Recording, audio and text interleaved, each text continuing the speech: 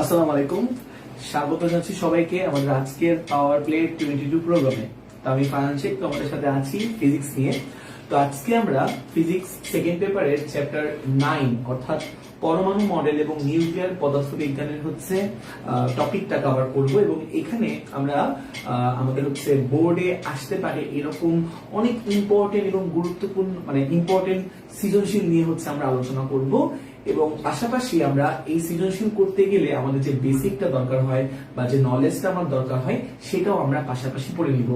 তো ক্লাসটা আন্তরিকভাবে দুঃখিত, একটু লেট করে শুরু হয়েছে, আসলে প্রচন্ড জ্যাম ছিল রাস্তায়। আমার এখানে আসতে প্রায় 1 ঘন্টা 45 মিনিট লেগে গেছে। সো এক্সট্রিমলি সরি, ফার্স্টে আগে বলে দিচ্ছি। তো যাই হোক, আমাকে একটু জানাই দাও যে আমার লাইভ ক্লাসটা ঠিকমতো দেখতে পাচ্ছ কিনা, ভয়েস ঠিকমতো শুনতে পাচ্ছ কিনা। আর তোমরা সবাই তোমাদের ফ্রেন্ডদেরকে একটু মেনশন করে দাও, দ্রুত সবাই ক্লাসে জয়েন করতে পারবে ইনশাআল্লাহ। তো দেখি আমরা আস্তে আস্তে করে শুরু করি ক্লাসটা। কারা কারা যুক্ত আছে লাইভে একটু দেখি আমরা। সবাই লাইভে চলে আসো। ওকে ওকে, তো একদম সবকিছু ঠিকঠাক আছে কিন্তু বলো যে একদম আমার কথা ভয়েস সবকিছু একদম পারফেক্টলি শোনা যাচ্ছে কিনা, একটু আমাকে অবশ্যই জানাবে। হ্যাঁ, তো যাই হোক, আমরা শুরু করি আমাদের ক্লাসটা। ঠিক আছে, ওকে, নাও আমরা আমাদের ক্লাসটা শুরু করি। হ্যাঁ, সবাই চলে আসো। ওকে, তো ফার্স্টে আমরা যেটা নিয়ে প্রথমে আলোচনা করব সেটা হচ্ছে ধরো এই ম্যাথ প্রবলেমটা। দেখো আমাদের কি বলছে, দুটা তেজস্ক্রিয় মৌল এ এবং বি এর ক্ষয় ধ্রুবক যথাক্রমে 0.181 পার ডে এবং 0.257 পার ডে। ওকে, আচ্ছা, তো একটু বলে রাখি আমাদের আসলে একটু হালকা বেসিক নিয়ে নিই, তারপর আমরা ম্যাথ প্রবলেম সলভ করি। দেখো, তো মনে করো এটা হচ্ছে একটা তেজস্ক্রিয় পরমাণু, খেয়াল করবে একটু মন দিয়ে। মনে করো এটা হচ্ছে আমাদের তেজস্ক্রিয় পরমাণু, এই যে এক সেকেন্ড দাঁড়াও, এটা হচ্ছে আমাদের সেকেন্ড। হ্যাঁ হ্যাঁ ঠিক আছে, ওকে, খেয়াল করবা। মনে করো আমরা শুরু করি। দেখো, হ্যাঁ, মনে করো আমাদের কাছে হচ্ছে তেজস্ক্রিয় মৌল আছে। দেখো এটা হচ্ছে আমাদের কাছে একটা তেজস্ক্রিয় মৌল।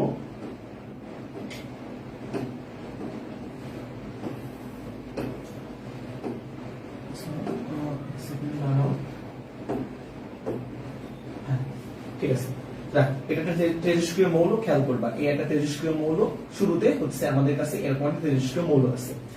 এর যে পরমাণু সংখ্যা স্টার্টিং এর পরমাণু সংখ্যাকে আমি ধরলাম হচ্ছে n0। ঠিক আছে, আচ্ছা, তো আমরা সবাই জানি তেজস্ক্রিয় মৌলের ভাঙন ঘটে, সেটা তোমার হ্যাঁ মাত্র শুরু হয়েছে ক্লাসটা।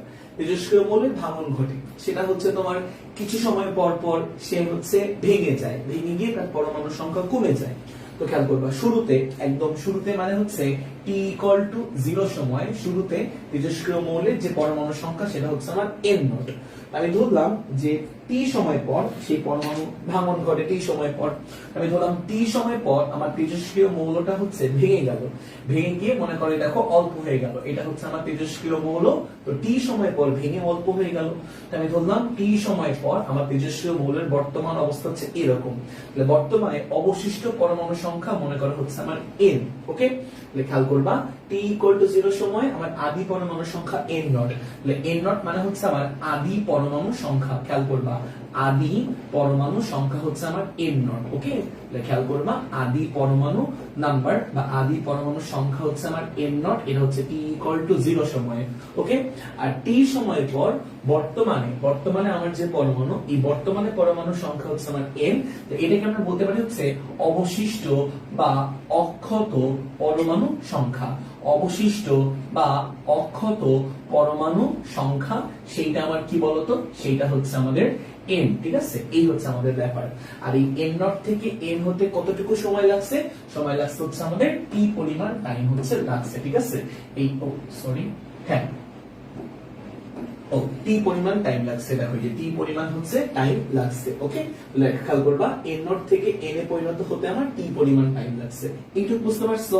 আচ্ছা, যদি এমন হয় তাহলে সেক্ষেত্রে আমরা তোমার তেজস্ক্রিয় ভাঙনের সূত্র, তেজস্ক্রিয় ভাঙনের সূত্র আমার n = n0 e to the power minus lambda into t। লিখে নাও n = n0 e to the power minus lambda into t, যেখানে lambda মানে অবক্ষয় ধ্রুবক, যেখানে ল্যামডা মানে কি বলতো, ল্যামডা মানে একটা কনস্ট্যান্ট, সেটাকে আমরা ক্ষয় ধ্রুবক বলতে পারি বা অবক্ষয় ধ্রুবক বলতে পারি, বুঝতে পারছো?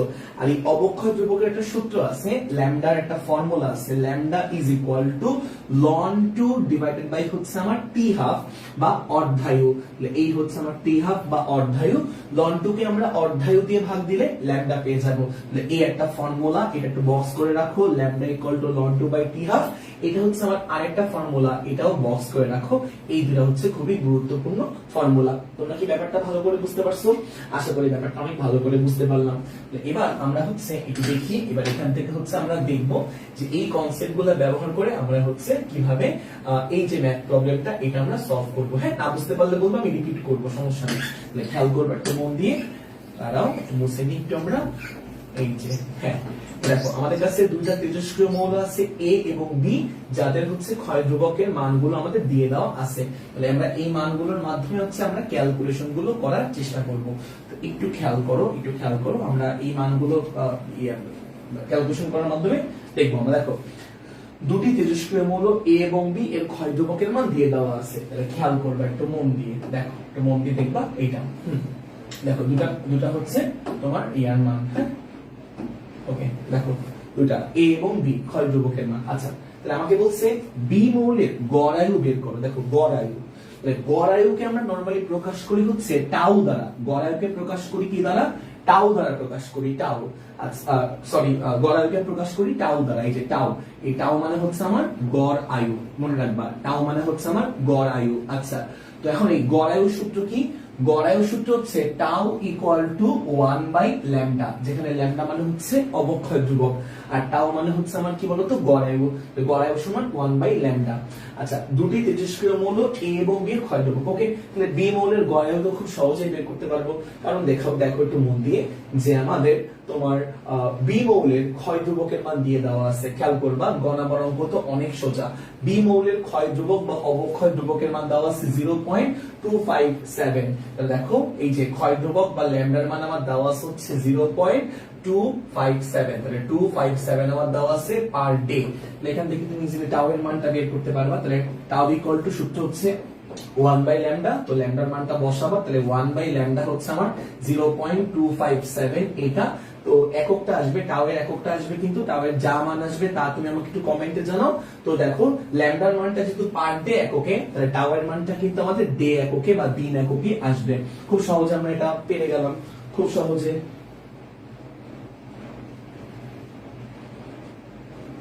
কথা শুনো,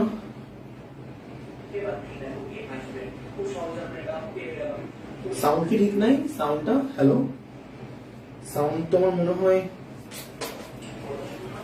হ্যালো হ্যালো, সাউন্ডটা কি ঠিক আছে? একটু বলো তো একটু। হ্যালো, সাউন্ড কি ঠিক নাই? সাউন্ডটা হ্যালো, সাউন্ড তো আমার মনে হয় হ্যালো হ্যালো, সাউন্ডটা কি ঠিক আছে? একটু বলো তো হ্যালো। আমরা দেখে সাউন্ড শুনতে পাচ্ছি।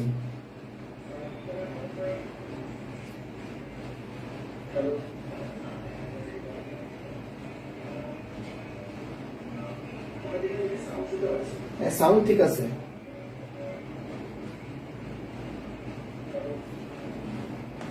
ওকে,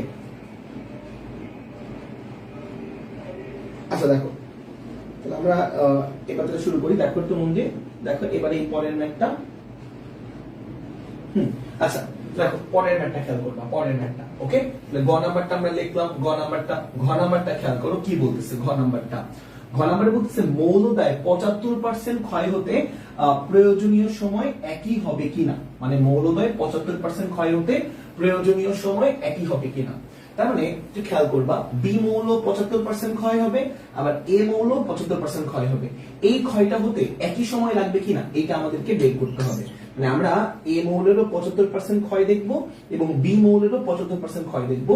এই ক্ষয় হতে সময় একই লাগবে কিনা এটা হচ্ছে আমরা দেখতে চাই, বুঝছো? এই ক্ষয় হতে সময় একই লাগবে কিনা। ওকে, তাহলে আমরা ম্যাথটা সলভ করার চেষ্টা করি। খেয়াল করবো একটু মন দিয়ে, সলভ করার চেষ্টা করি। দেখো কি হবে, দেখো এই জায়গাটা। ওকে, দেখো তো আমরা প্রথমে এ মৌল নিয়ে চিন্তা করি। দেখো একটু মন দিয়ে, এ মৌলে এই যে এ মৌলে আমার হচ্ছে অবক্ষয় ধ্রুবক 0.181, ঠিক আছে, এ মৌলের। ওকে, তাহলে এবার তো দেখবা, খেয়াল করবা, আমরা এই জায়গাটা দেখো, হ্যাঁ সেলুট বেসিক, হ্যাঁ করাবো, অবশ্যই করাবো। দেখো আমি এখন মানে ম্যাথ তুমি বুঝতে না পারলে বলবা, আমি অবশ্যই বেসিক সবই দেখাবো। জাস্ট আগে দেখো, ঠিক আছে। ওকে, তাহলে খেয়াল করবে একটু মন দিয়ে, সেটা হচ্ছে যে এ মৌলের তোমার হচ্ছে ক্ষয় ধ্রুবকের মানটা 0.018 দেওয়া আছে। আচ্ছা, ক্ষয় ধ্রুবককে আমরা ল্যামডা দিয়ে প্রকাশ করি। তাহলে খেয়াল করবা, এ মৌলের জন্য আমার ল্যামডার মানটা, এ মৌলের জন্য আমার ল্যামডা, ক্ষয় ধ্রুবককে ল্যামডা দিয়ে প্রকাশ করা হয়। এটাকে ল্যামডা এ লেখো, ল্যামডা এ। ল্যামডা এ হচ্ছে আমার 0.181 পার ডে। আচ্ছা, তো খেয়াল করবা, মনে করো শুরুতে আমার এটা হচ্ছে আমার এ মৌল, শুরুতে এইরকম ছিল, এ মৌলটা শুরুতে। তাহলে স্টার্টিং এ এ মৌল হচ্ছে এরকম ছিল স্টার্টিং এ। তো খেয়াল করবা, স্টার্টিং মানে হচ্ছে t=0 সময় হচ্ছে আমি ধরলাম এ মৌলের যে পরমাণু সংখ্যা, সেই পরমাণু সংখ্যাটা হচ্ছে আমার n0। দেখছো বেসিক সময় কিন্তু করাচ্ছি আমি। তাহলে স্টার্টিং এ হচ্ছে আমার t=0 সময়। অনেকে আছে মানে হাবিবাসী তুমি কি বোকা, আমি তো বেসিক সময় তো করাচ্ছি, দেখো একটু খেয়াল করবা। হাসান আসিফ, বুঝলাম না, কয়দিন পর তোমাদের পরীক্ষা? এই তোমার যদি এইভাবে পড়ে যদি তুমি যদি না বুঝো, তাহলে এইচএসসি পরীক্ষা দিয়ে লাভ নেই, সিরিয়াসলি। আচ্ছা দেখো, খেয়াল করবা, ব্যাকগ্রাউন্ডে একটু প্রবলেম আছে সাউন্ডে।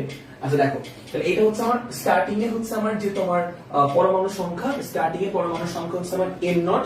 শুরুতে যখন আমার টাইম কিনা t=0, স্টার্টিং এ আমার এই এ মৌলের পরমাণু সংখ্যা হচ্ছে আমার n0। আমি ধরলাম t সময় পর মানে একদম t হচ্ছে নির্দিষ্ট সময়। তো ধরো t সময় পর বর্তমানে এটা হচ্ছে বর্তমান পরমাণু। তাহলে বর্তমানে কতটুকু পরমাণু আছে সেটাকে আমি ধরলাম হচ্ছে n। n হচ্ছে আমার অক্ষত পরমাণু সংখ্যা। n আমার কি বলতো? অক্ষত পরমাণু সংখ্যা। আর n0 মানে হচ্ছে আদি পরমাণু সংখ্যা, ঠিক আছে। তাহলে আদিতে যখন t=0 সময় পরমাণু সংখ্যা হচ্ছে আমার n0। আর t সময় পর বর্তমানে আমার এই যে পরমাণু সংখ্যা, এই বর্তমান পরমাণু সংখ্যাটা আমার কি বলতো? বর্তমান পরমাণু সংখ্যা হচ্ছে আমার n। এটা বুঝতে পারছো? অবশিষ্ট পরমাণু সংখ্যা বা অক্ষত পরমাণু সংখ্যা হচ্ছে আমার n। আচ্ছা, তো এবার একটু খেয়াল করবা,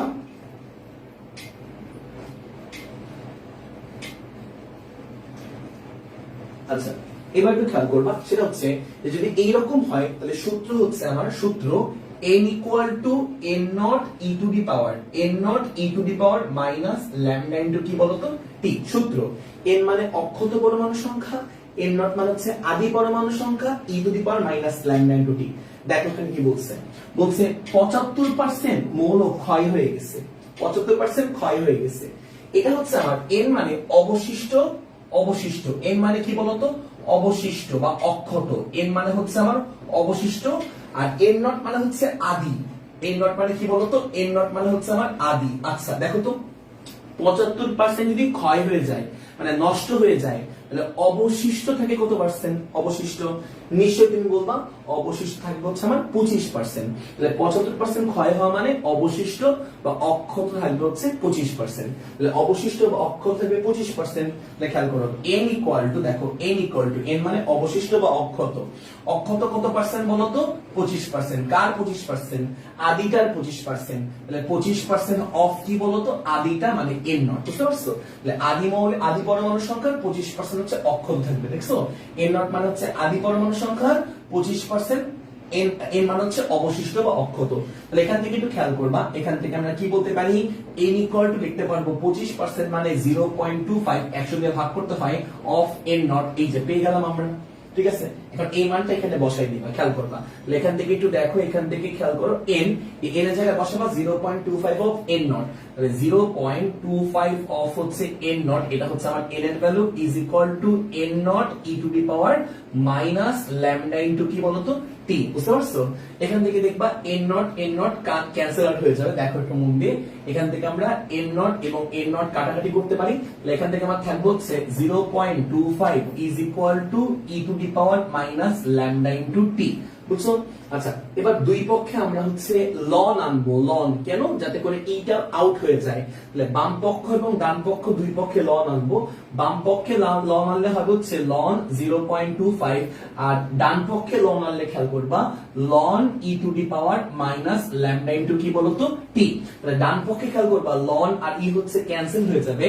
তাহলে বাম পক্ষে আমার থাকবে হচ্ছে ln 0.25 is equal to minus কি বলতো ল্যামডা ইনটু টি। তাহলে এখান থেকে আমরা টি এর মানটা বের করতে পারবো, টি এর মানটা। তাহলে টি ইকুয়াল টু হবে হচ্ছে লন 0.25 ডিভাইড বাই কি বলতো ডিভাইড বাই মাইনাস ল্যামডা, তাই না? এখান থেকে তুমি ইজিলি টি এর মানটা বের করতে পারবা। তাহলে টি ইকুয়াল টু হবে হচ্ছে লন কি বলতো লন 0.25 ডিভাইডেড বাই কি বলতো মাইনাস ল্যামডা, যেখানে ল্যামডা মানে অবক্ষয় ধ্রুবক। তো এ মৌলের অবক্ষয় ধ্রুবক হচ্ছে 0.181। তাহলে দেখো মাইনাস 0.181। এখান থেকে তুমি টাইমটা বের করতে পারবে না, এই টাইমটা বের করতে পারবে না। এটা হচ্ছে সেই টাইম যতটুকু সময় পর তোমার এ মৌল 75% ক্ষয় হবে। আর এ মৌল 75% ক্ষয় হওয়া মানে কতটুকু অবশিষ্ট থাকা বলতো 25% অবশিষ্ট থাকা। বলো এইটুকু বুঝতে পারছি কিনা একটু কমেন্টে জানাও তো। এইটুকু বুঝতে পারলাম কিনা একটু কমেন্টে জানাও তো। এইটুকু আমরা বুঝতে পারলাম কিনা একটু কমেন্টে জানাও তো। এইটুকু আমরা বুঝতে পারলাম কিনা একটু কমেন্টে জানাও।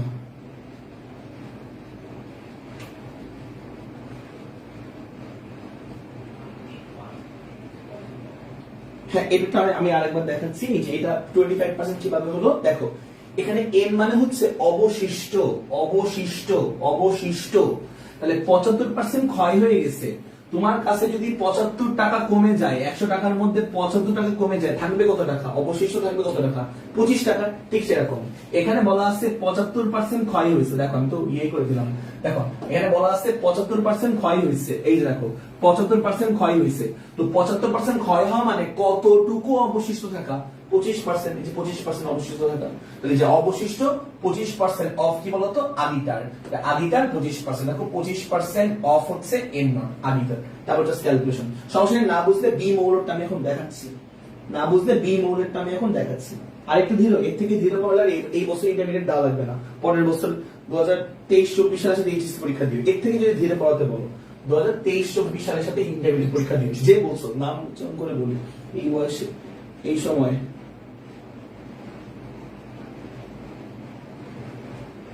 যাই হোক চলে গেছে। তাহসিন হোসেন পরের বছর 2023-24 সালের সাথে ইন্টারমিডিয়েট পরীক্ষা দিও, যদি এই ফ্লো না বুঝো আর কি। ঠিক আছে, দেখো এবার হচ্ছে আমাদের পরের দেখো যে বি মৌলের জন্য একটু ক্যালকুলেশন করি আমরা।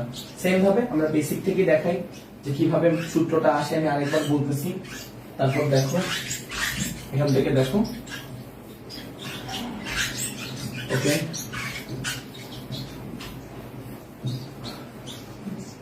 ওকে, এবার দেখবা একটু মন দিয়ে। সেটা হচ্ছে যে আমরা বি মৌলের জন্য দেখবো যে 75% ক্ষয় হতে কতটুকু সময় লাগে। বি মৌলের জন্য 75% ক্ষয় হতে কতটুকু সময় লাগে বি মৌলের। ওকে, এ মৌলের জন্য তো আমরা দেখলাম এ মৌলের জন্য। এবার দেখবো আমরা বি মৌলের জন্য 75% ক্ষয় হতে কতটুকু সময় লাগবে বি মৌলের জন্য। আবারও দেখাই বেসিক সহ, খেয়াল করবা, খুব ঠান্ডা মাথায় দেখো। বি মৌলের অবক্ষয় ধ্রুবক বা ক্ষয় ধ্রুবক, দেখো ক্ষয় ধ্রুবককে ল্যামডা দিয়ে প্রকাশ করে। কি দিয়ে প্রকাশ করে? ল্যামডা। তাহলে ল্যামডা বি মৌলের জন্য এখন আমি হিসাব করতেছি। কার জন্য ভাই? বি মৌলের জন্য হিসাব করতেছে। বি মৌলের জন্য ল্যামডার মান কত? 0.257 পার ডে। তাহলে 0.257 পার ডে, এটা হচ্ছে আমার বি মৌলের জন্য ল্যামডা বা অবক্ষয় ধ্রুবক। এখন খেয়াল করো, আমাকে বলছে 75% ক্ষয়। তাহলে 75% ক্ষয়ে গেলে অবশিষ্ট থাকে কত পার্সেন্ট? অবশিষ্ট থাকে হচ্ছে 25%। সেম ভাবে একদম আগের মতন। তাহলে খেয়াল করবা, এন মানে হচ্ছে আমার অবশিষ্ট পরমাণু সংখ্যা। এন মানে অবশিষ্ট পরমাণু সংখ্যা। সেটা হচ্ছে 25% অফ আদি পরমাণু সংখ্যা। আদি পরমাণু সংখ্যা হচ্ছে আমার কি বলতো এন নট। এটাই বুঝছো?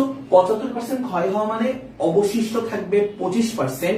এই যে n মানে অবশিষ্ট, এই যে n এর বাংলা হচ্ছে আমার অবশিষ্ট পরমাণু, n কে বাংলা ভাষায় বলে হচ্ছে অবশিষ্ট। তো অবশিষ্ট থাকবে 25% of n not. n not মানে হচ্ছে আদি পরমাণু, তো আদি পরমাণুর 25% হচ্ছে অবশিষ্ট থাকবে। আশা করি একটু বাংলা ভাষা বুঝতে পারছো। আমরা সূত্র জানি, সূত্র হচ্ছে n ইকুয়াল টু কি বলতো, n nought e to the power minus lambda into T. মুখস্থ ফর্মুলা। ই মানে তো বুঝো ক্যালকুলেটরের e operator minus lambda into T. T মানে সময়, যে কতটুকু সময় পর আসলে 75% ক্ষয় হলো, টি মানে সেই সময়টা, এটাই আমরা বের করব। তাহলে খেয়াল করবা, এখান থেকে আমরা n এর জায়গায় বসাবো 25% অফ n নট। এই যে দেখো লেখা আছে 25% অফ n নট। খেয়াল করবা, এই যে n এর জায়গায় লেখা আছে 25% অফ হচ্ছে n নট, ঠিক আছে? এই জিনিসটাই এখানে একটু লেখার চেষ্টা করব। খেয়াল করবা, এই জিনিসটা এখানে লেখার চেষ্টা করব। দেখো এই জিনিসটা এখানে, ঠিক আছে? এই যে দেখো এখানে n এর জায়গায় হচ্ছে 25% অফ, 25% অফ মানে হচ্ছে গুণ n নট ইকুয়াল টু ডান পাশে হচ্ছে n nought e to the power minus lambda into কি বলতো টি। দুই পাশ থেকে n নট কাটো, 25% মানে হচ্ছে 0.25, একদম আগের মতন ক্যালকুলেশন। 0.25 0.25 ইজ ইকুয়াল টু ইয়ে করে ফেলছি, দাঁড়াও এক্সপ্রেশন দাঁড়াও, 0.25% মানে 0.25 হবে। তাহলে 0.25 ইকুয়াল টু এখানে n নট তো কেটে দিলাম, ডান পাশে থাকবে e to the power minus lambda into কি বলতো টি। তাহলে এখান থেকে দুই পাশে লন আনবা, বামে লন আনলে হবে হচ্ছে লন 0.25 আর ডানে লন আনলে হবে লন e to the power minus lambda into T. লন আর কি হচ্ছে অ্যান্টি অপারেটর, কাটাকাটি হয়ে যায়। তাহলে বামে খেয়াল করবা, বামে আমার হচ্ছে লন 0.25 আর ডানে খেয়াল করবা মাইনাস ল্যামডা ইনটু টি। এখান থেকে টি এর মানটা বের করতে হবে। তাহলে টি ইকুয়াল টু হচ্ছে উপরে আমার লন 0.25 ডিভাইড বাই কি বলতো মাইনাস ল্যামডা। এখান থেকে টি এর মানটা যা আসবে সেটাই হচ্ছে উত্তর।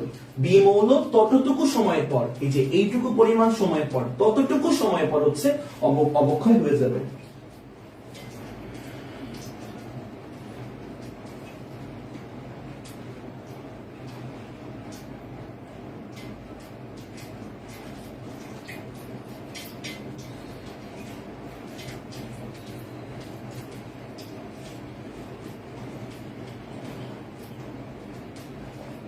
ওকে, এই হচ্ছে আমাদের ব্যাপার।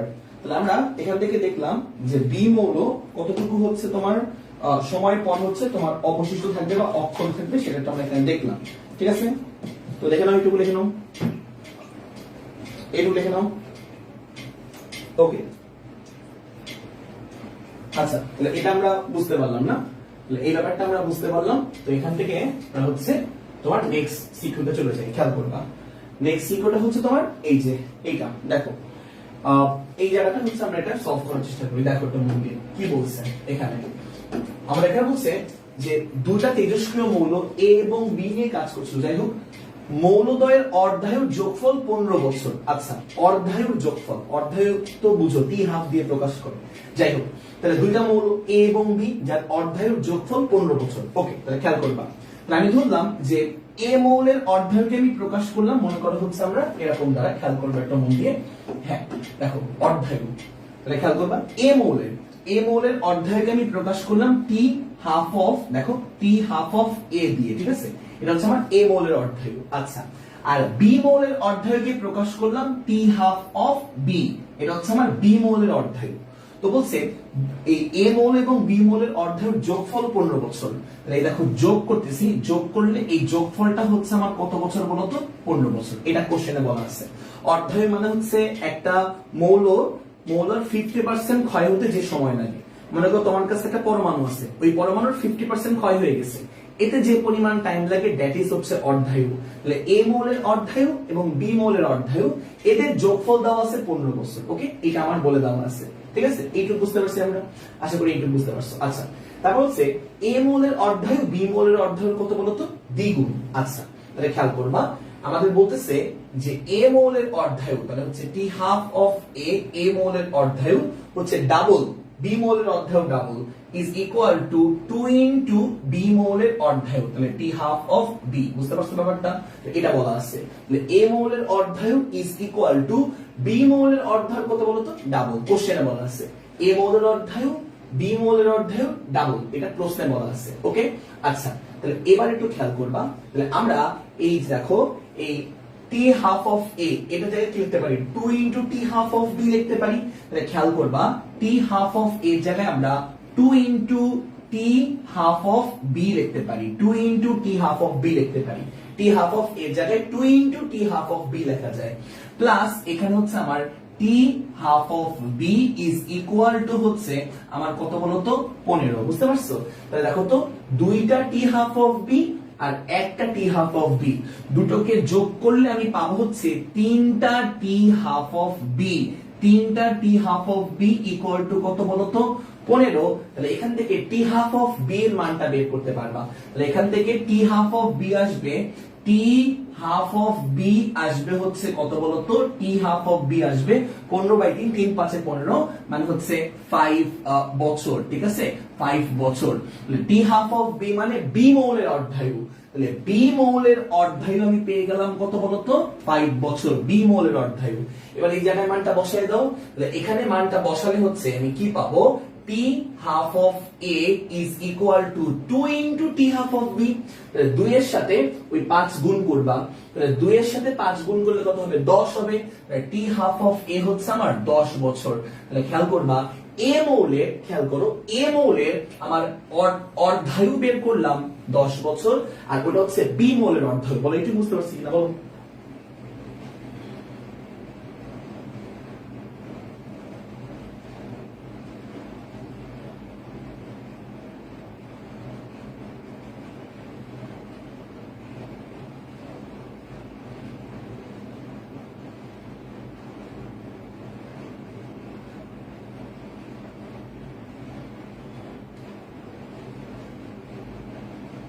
এটা বুঝতে পারছো?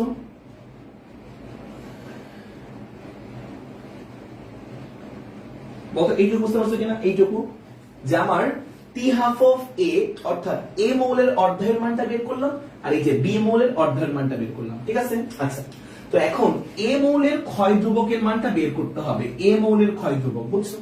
তাহলে আমরা অর্ধায়ু জানলে ইজিলি ক্ষয় ধ্রুবকের মানটা বের করতে হবে, এটা কনস্ট্যান্ট, ক্ষয় ধ্রুবক হচ্ছে একটা কনস্ট্যান্ট। তাহলে খেয়াল করবে একটু মন দিয়ে, খেয়াল করবা। তাহলে আমরা জানি টি হাফ মানে অর্ধায়ুর সূত্র, সূত্র হচ্ছে লন টু বাই ল্যামডা, এটা সূত্র অর্ধায়ু সূত্র, লন টু বাই কি বলতো ল্যামডা। তাহলে অর্ধায়ু is equal to loan two by কি বলতো ল্যামডা, ল্যামডা মানে অবক্ষয় ধ্রুবক, লন টু তো একটা কনস্ট্যান্ট, লন টুর ভ্যালুটা হচ্ছে 0.693। তাহলে লন টুর ভ্যালু হচ্ছে আমার 0.69 কত বলতো 3। আচ্ছা খেয়াল করবে একটু মন দিয়ে। তাহলে আমরা এ মৌলের অর্ধায়ুর জন্য আমরা এখানে এ লিখতে পারি টি হাফ অফ এ, আর এ মৌলের অবক্ষয় ধ্রুবকের জন্য আমরা ল্যামডা অফ এ লিখতে পারি, এ মৌলের অবক্ষয় ধ্রুবক। এ মৌলের অবক্ষয় ধ্রুবকটা আমরা বের করছি, এই যে তোমার হচ্ছে এ মৌলের অবক্ষয় ধ্রুবকটা আমরা বের করতে চাচ্ছি, সরি এ মৌলের অবক্ষয় ধ্রুবকটা আমরা বের করতে চাচ্ছি। তাহলে এখান থেকে আমরা দেখো তো একটু কি লিখতে পারবো, ল্যামডা অফ এ অর্থাৎ এ মৌলের অবক্ষয় ধ্রুবকটাকে বামে নিয়ে আসলাম, আর টি হাফ অফ এটাকে নিচে লিখে দিলাম। খেয়াল করবা এখানে মানটা বসাই দাও, টি হাফ অফ এর মান 10, টি হাফ অফ এর মান হচ্ছে আমার 10, বুঝতে পারছো ব্যাপারটা? 0.693 ডিভাইড বাই হচ্ছে 10। তাহলে এখান থেকে হচ্ছে আমার ল্যামডা অফ এ আমরা হচ্ছে এ মৌলের অবক্ষয় ধ্রুবক এর মানটা কিন্তু পেয়ে গেলাম, সেটা কত বলতো 0.693 ডিভাইড বাই কত, ডিভাইড বাই টি হাফ মানে হচ্ছে 10। তাহলে এখান থেকে তুমি মানটা পেয়ে যাবা। তো ল্যামডা এর এককটা কিন্তু পার ইয়ারে আসবে, কারণ 10 ইয়ার তো এর একটা মান আসবে, এর মানটা কিন্তু আসবে পার ইয়ার, একটু মনে রাখবা পার ইয়ারে চলে আসবে ল্যামডা এর মানটা, বুঝতে পারছো? ঠিক একই ভাবে আমরা এটা তো গেল হচ্ছে এ মৌলের অবক্ষয় ধ্রুবক বের করছো, ঠিক একই ভাবে তুমি বি মৌলের অবক্ষয় ধ্রুবক বের করতে পারবা এই ফর্মুলা অ্যাপ্লাই করে, ঠিক আছে? তাহলে খেয়াল করবা বি মৌলের জন্য যদি এই সূত্রটা অ্যাপ্লাই করতে চাও, এই যে ফর্মুলাটা, এই ফর্মুলা যদি তুমি এখন বি মৌলের জন্য অ্যাপ্লাই করতে চাও, টি হাফ অফ এ তো না, এখানে দেখবা হচ্ছে T half of B is equal to loan two by কি বলতো, লন টু বাই এখানে ল্যামডা এ ছিল না, এখানে হবে ল্যামডা বি। তাহলে এখান থেকে খুব সহজে তুমি ল্যামডা বিটা বের করতে পারবা না, ল্যামডা বি অর্থাৎ তোমার বি মৌলের অবক্ষয় ধ্রুবক that is ln two divide by T half of কি বলতো বি। এটা যদিও চাইলে 1 নম্বরে পরে কাজে লাগবে। তো ল্যামডা বি এর মানটা কিন্তু আমরা বের করতে পারবো, অর্থাৎ বি মৌলের অবক্ষয় ধ্রুবকটা বের করতে পারবো কিছু একটা সামথিং একক আসবে হচ্ছে পার ইয়ারে, পার বছর, বুঝছো? পার ইয়ারে আসবে। এইটুকু বুঝতে পারছো? এইটুক এইটুকু বুঝতে পারলে আমরা সামনে আগাবো। এইটুকু বুঝতে পারছো কিনা একটু আমাকে কমেন্টে জানাও। এইটুকু যদি তুমি বুঝতে পারো দেন আমরা সামনে আগাবো। একটু বলো এইটুকু বুঝতে পারছি কিনা। না বুঝলে আমি আরেকবার রিপিট করব। বলো এইটুকু বুঝতে পারছি কিনা। এইটুকু এতটুকু একদম ক্লিয়ার? এতটুকু? তাহলে আমি পুরোটা মুছে দিব কিন্তু, হ্যাঁ? আচ্ছা ওকে, তাহলে এতটুকু আমাদের একদম ক্লিয়ার, রাইট? ওকে, সবাই ক্লিয়ার বলতেছো?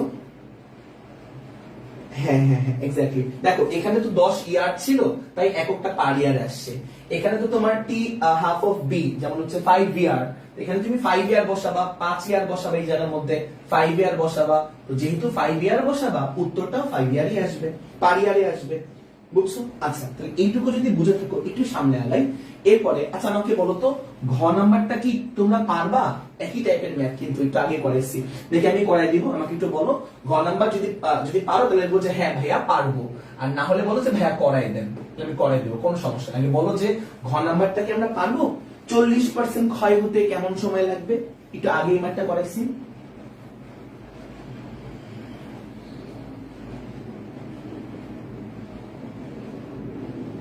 সাউন্ড প্রবলেম হয়? আমাদের এখানে একটু সাউন্ডের প্রবলেম আছে, বুঝছি? একটু সাউন্ডের প্রবলেম আছে, একটু ম্যানেজ করে নাও, আমি তো শুনতে পাচ্ছি। আচ্ছা পারবে, ম্যাক্সিমামই পারবে বলতেছো। ও আবার কিছু বলছে করাই দেন। আচ্ছা ঠিক আছে, এটা করাই দিচ্ছি। আচ্ছা ঠিক আছে, করাই দিচ্ছি। আচ্ছা ঠিক আছে, হ্যাঁ আচ্ছা এটা কিন্তু বেসিক সবাই করেছে, তুমি প্রথম থেকে ক্লাস করলে, ক্লাস দেখলে বুঝতে পারবা, প্রথম থেকে ক্লাস দেখলে, ঠিক আছে? আচ্ছা তাহলে আমি হচ্ছে দেখো 2 নাম্বারটা আমি করাই দিচ্ছি। 2 নাম্বারটা খেয়াল করো। 2 নাম্বারটা, উভয় মৌলের 40% ক্ষয় হতে ভিন্ন সময় লাগে কিনা। তাহলে আমরা দেখবো যে এ মৌলের 40% ক্ষয় হতে কতটুকু সময় লাগে, তারপর দেখবো বি মৌলের 40% ক্ষয় হতে কতটুকু সময় লাগে। ওকে, তো দেখি আমরা খেয়াল করবা। তো ফার্স্টে আমরা এ মৌলের জন্য একটু চিন্তা করি, এ মৌলের জন্য, হ্যাঁ এ মৌলের জন্য।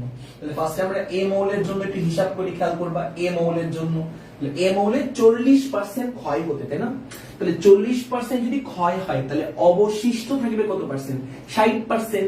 ওই অবশিষ্টকে প্রকাশ করা হয় এন দ্বারা। খেয়াল করবা এন হচ্ছে আমার অবশিষ্ট, তাহলে অবশিষ্ট থাকবে কত পার্সেন্ট? 60%। এটা একটু অন্যভাবে করে, এটা অন্যভাবে করে। অবশিষ্ট থাকবে কত পার্সেন্ট বলো তো? 60%, তাই না? আচ্ছা না আগে নির্ণয় করি না, তোমাদের মাথায় প্যাসেজ 60%। এটা হচ্ছে অবশিষ্ট, কারণ 40% ক্ষয় হয়ে গেছে। এখানে এন মানে হচ্ছে আমার অবশিষ্ট সংখ্যা, বুঝছো? এন মানে অবশিষ্ট। যারা বেসিক নাই যাদের, তারা একটু বুঝে নাও, একটু খেয়াল করো। অবশিষ্ট 60% অফ কার 60%? আদি পরমাণু 60%। তাহলে এন নট মানে হচ্ছে আমার আদি পরমাণু, মানে যখন পরমাণু ভাঙে না, একদম শুরুতে পরমাণুর সংখ্যা। এন নট মানে হচ্ছে আদি পরমাণুর সংখ্যা বা আদি বলতে পারো। তাহলে এন নট মানে হচ্ছে আমার আদি, আর এন মানে হচ্ছে অবশিষ্ট। বুঝতে পারছো? তাহলে অবশিষ্ট থাকবে কত পার্সেন্ট? 60% থাকবে। আদিটার 60% থাকবে, আদিটার 60% থাকবে, কারণ 40% ক্ষয় হয়ে গেছে। আচ্ছা তারপর একটা সূত্র আছে, সূত্রটা হচ্ছে n equal to n naught, n equal to n naught e to the power minus lambda into কি বলতো? t। আমি a মৌলের জন্য দেখাচ্ছি, তুমি b মৌলের জন্য ক্যালকুলেশন করবে। আচ্ছা তাহলে n মানে হচ্ছে অবশিষ্ট, n হলো 60% অফ n naught। লেখো এটা 60% অফ হচ্ছে আমার n naught, বামে লিখলাম। আর ডানে খেয়াল করবা n naught e to the power minus কি বলতো? lambda into t। এখান থেকে একটু দেখো কাটাকাটি চলে যাবে, এই দেখো কাটাকাটি চলে যাবে, এখান থেকে কাটাকাটি, n naught কাটাকাটি। তাহলে এখান থেকে আমার থাকবে হচ্ছে 60% মানে 0.6, 100 দিয়ে ভাগ করলে 0.6 ইকুয়াল টু ডানে আমার থাকবে হচ্ছে e to the power minus lambda into কি বলতো? t। তাহলে এখান থেকে আমরা দুই পাশে লন আনবো, যেহেতু e আছে, e টাকে ক্যান্সেল করার জন্য লন আনতে হয়। তাহলে লন 0.6 হবে, আর ডান পাশে হবে হচ্ছে ln e to the power minus lambda into কি বলতো? t। এখান থেকে লন আর e কাটা, তাহলে খেয়াল করবা বামে আমার হচ্ছে লন 0.6, ডানে খেয়াল করবা মাইনাস ল্যামডা ইনটু কি বলতো? t। তাহলে এখান থেকে একটু দেখো, এখান থেকে আমরা t ইকুয়াল টু পাবো, t মানে সময়, আমাকে ওই সময়টাই বের করতে বলছে। মানে আমার মৌলটা শুরুতে হচ্ছে আমার n নট পরিমাণ ছিল, এই n নট থেকে ভেঙে গিয়ে বর্তমানে অবশিষ্ট আছে n পরিমাণ, বুঝছো? তাহলে n নট থেকে ভেঙে গিয়ে বর্তমানে অবশিষ্ট আছে পরমাণু n, কতটুকু সময় লাগছে এই সময়টাই বের করতে হবে। t ইকুয়াল টু হচ্ছে আমার ln 0.6 ডিভাইড বাই কত বলতো, ডিভাইড বাই মাইনাস ল্যামডা। তো ল্যামডার মান তুমি জানো, a মোলের অবক্ষয় ধ্রুবকের মান তুমি জানো, এই ল্যামডার মানটা তুমি জানো, a মোলের অবক্ষয় ধ্রুবক, জাস্ট t এর মানটা বের করতে পারবা, একদম আগের নিয়ম।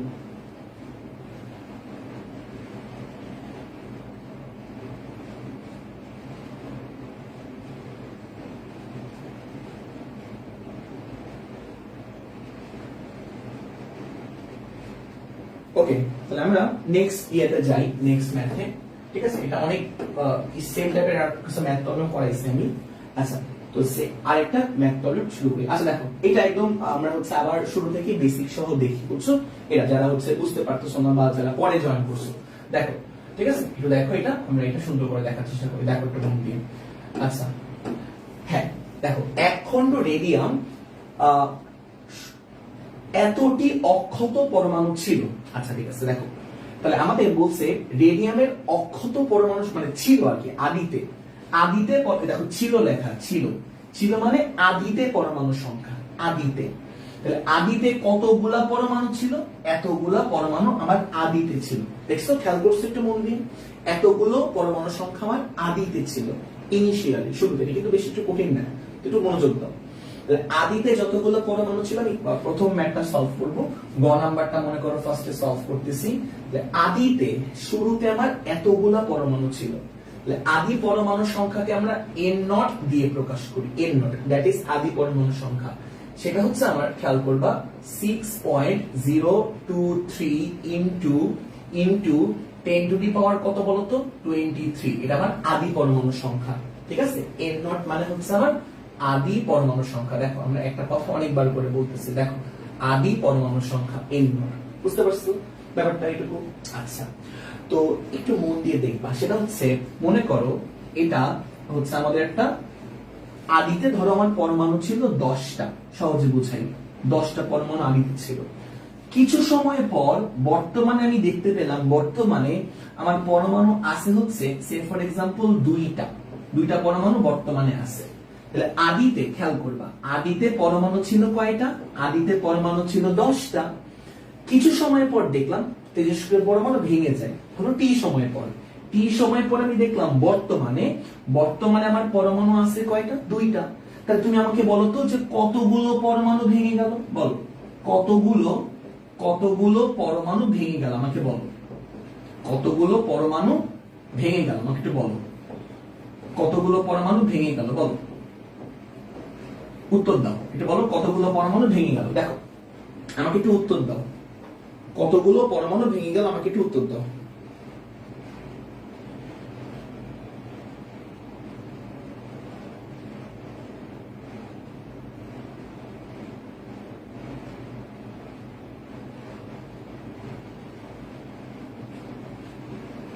বুঝতে পারতেছো? হ্যাঁ, খুব সহজে আমরা বলতে পারি যে 8টা।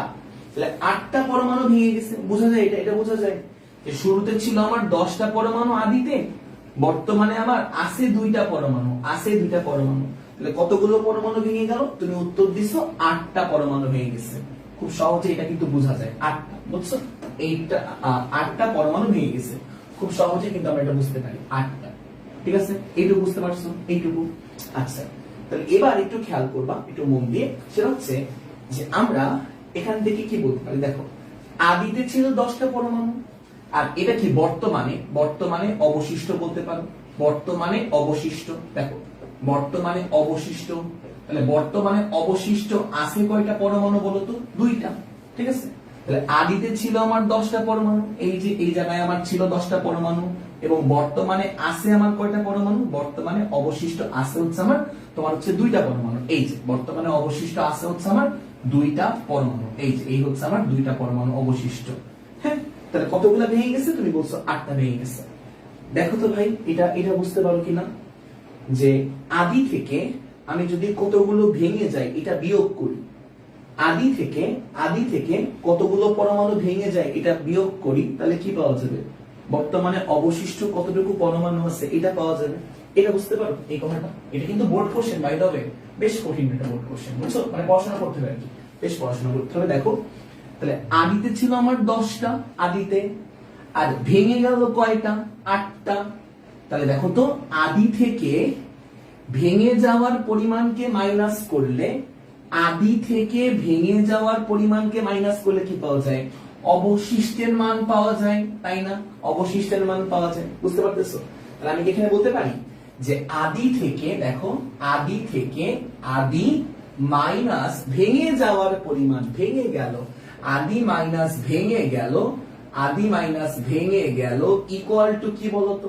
ইকুয়াল টু হচ্ছে অবশিষ্ট পরমাণু, বর্তমানে অবশিষ্ট, ইকুয়াল টু হচ্ছে অবশিষ্ট পরমাণু, ইকুয়াল টু হচ্ছে অবশিষ্ট।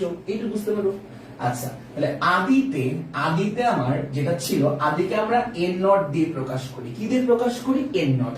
মাইনাস ভেঙে গেল, কতটুকু ভেঙে গেল? দেখো লেখা আছে যে এতটুকু ভেঙে গেছে, দেখছো? এতটুকু ভেঙে গেছে, 6 into 10 to the power 23 টা ভেঙে গেছে, ভেঙে গেছে। তাহলে ভেঙে গেল হচ্ছে 6 into 10 to the power কত বলতো? 23 ইকুয়াল টু অবশিষ্ট। তাহলে অবশিষ্ট, অবশিষ্টকে আমরা নরমালি এন দিয়ে প্রকাশ করি। তাহলে অবশিষ্টকে নরমালি কি দিয়ে প্রকাশ করি? এন দিয়ে প্রকাশ করি। এইটুকু বুঝতে পারছো? এন দিয়ে যে প্রকাশ করি, এইটুকু আমরা বুঝতে পারছি। এন দিয়ে, অবশিষ্টকে এন আর আদিকে এন নট দিয়ে প্রকাশ করি, সহজে। তাহলে আমরা এখান থেকে খুব সহজে এন এর মানটা বের করতে পারবো, কেননা এন নট এর মান তুমি জানো, আদিটার মান তুমি জানো, 6.023 into 10 to the power 23। বুঝতে পারছো ভাইরা? দেখো বুঝতে পারছো এইটুকু? 10 to the power 23, দেখো 23, এটা হচ্ছে আমার এন, এন নট এর মান, minus 6 into 10 to the power 23। আমাকে একটু কমেন্টে জানাও তো, খুব সহজে তুমি এন এর মানটা বের করতে পারবা না? এন এর মানটা, এই এন মানে হচ্ছে অবশিষ্ট, এই অবশিষ্ট মানে হচ্ছে আমার এন অবশিষ্ট, আর আদি মানে হচ্ছে আমার এন নট। বলতো অবশিষ্ট কতগুলো পরমাণু আছে আমরা বের করতে পারবো না? বলো, বুঝতে পারছো কিনা? দেখো 2.3 into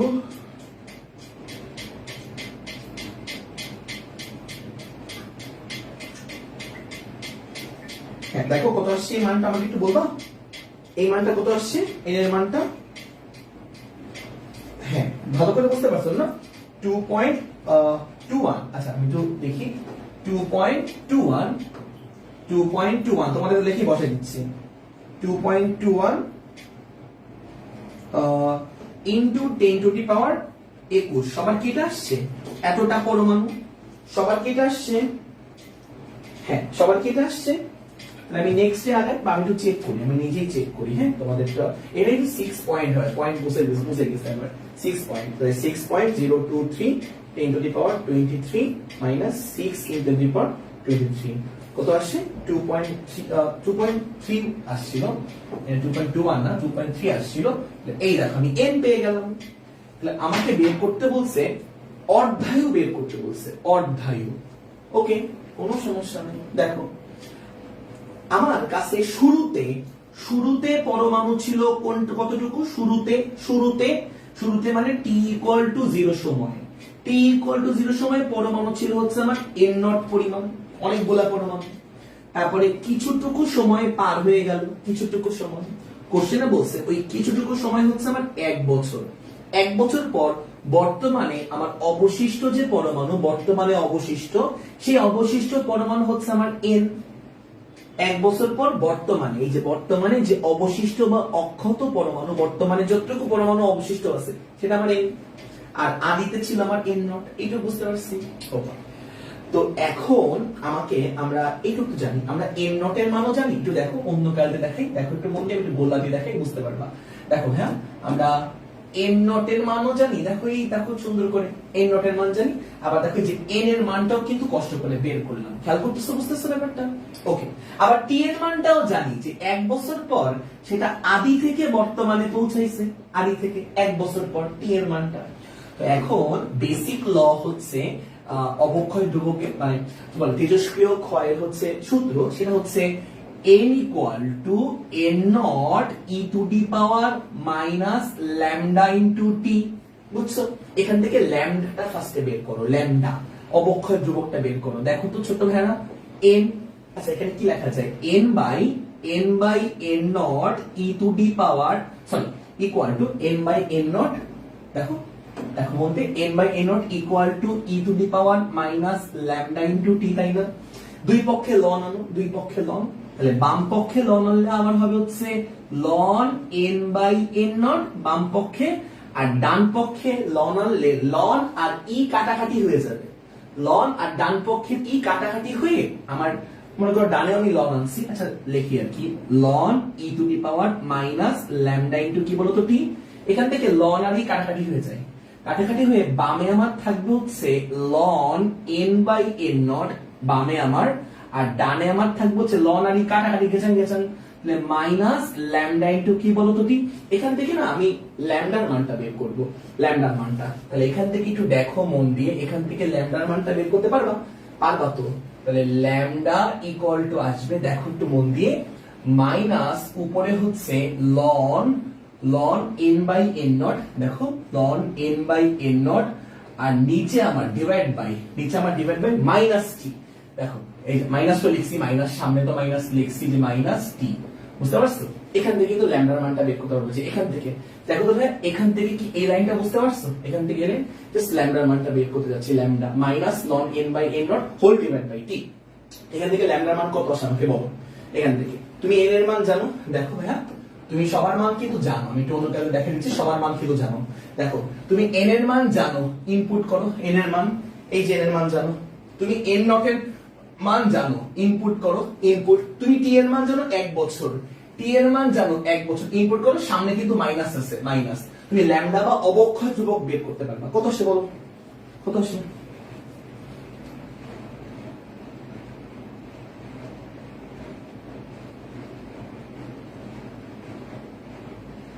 ভাইয়া কাল একটু কমন সিকিউ পড়ো না, এটা কিন্তু খুব ইম্পর্টেন্ট সিকিউ আসলে। ভেরি গুড রাত্রি, কালকে রাতে এগুলো করে ফেলছো। 5.567, তাহলে ল্যামডার মানটা আসবে হচ্ছে 5.56, এককটা কিসের জানো? 1 বছর বসেছো না, টি এর জায়গায় তুমি কিন্তু 1 বছর বসেছো, 1 বছর, তাই এককটা আসবে পার ইয়ারে, যেহেতু 1 বছর তুমি বসেছো। নেগেটিভটা গেল কই? আছে তো, এই যে আছে তো নেগেটিভ, এই যে আছে নেগেটিভ, ক্যালকুলেশন নেগেটিভ প্লাস হয়ে যাবে, ক্যালকুলেশনে এই যে দেখো নেগেটিভ তো আছে, এখান থেকে দেখো নেগেটিভ তো আছে, এই যে সামনে মাইনাস দিছে, মাইনাসটা রাখা হয়ে গেছে, মাইনাসটা ln n by n not divide by T, আর নেগেটিভ তো আছে, বা তাও যদি তুমি না বুঝো, তাও যদি তুমি না বুঝো, এই যে নেগেটিভ আছে দিয়ে দিলাম, এই যে নেগেটিভ, এই যে নেগেটিভ আছে দেখো, এই যে দেখো টি এর আগে নেগেটিভ দিয়ে দিলাম, সমস্যা আছে, এই যে আছে।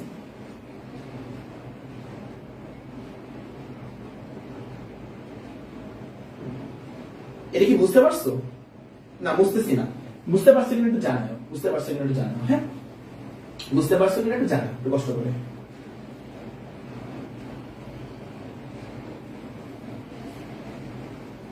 দেখো এটা কি আমরা বুঝতে পারছি কিনা এটা আমাকে জানাও কষ্ট করে। ল্যামডার মানটা আমাদের জন্য ইম্পর্টেন্ট, আমি ঠিক আছে লিখে রাখি, ল্যামডা ইকুয়াল টু হচ্ছে কত?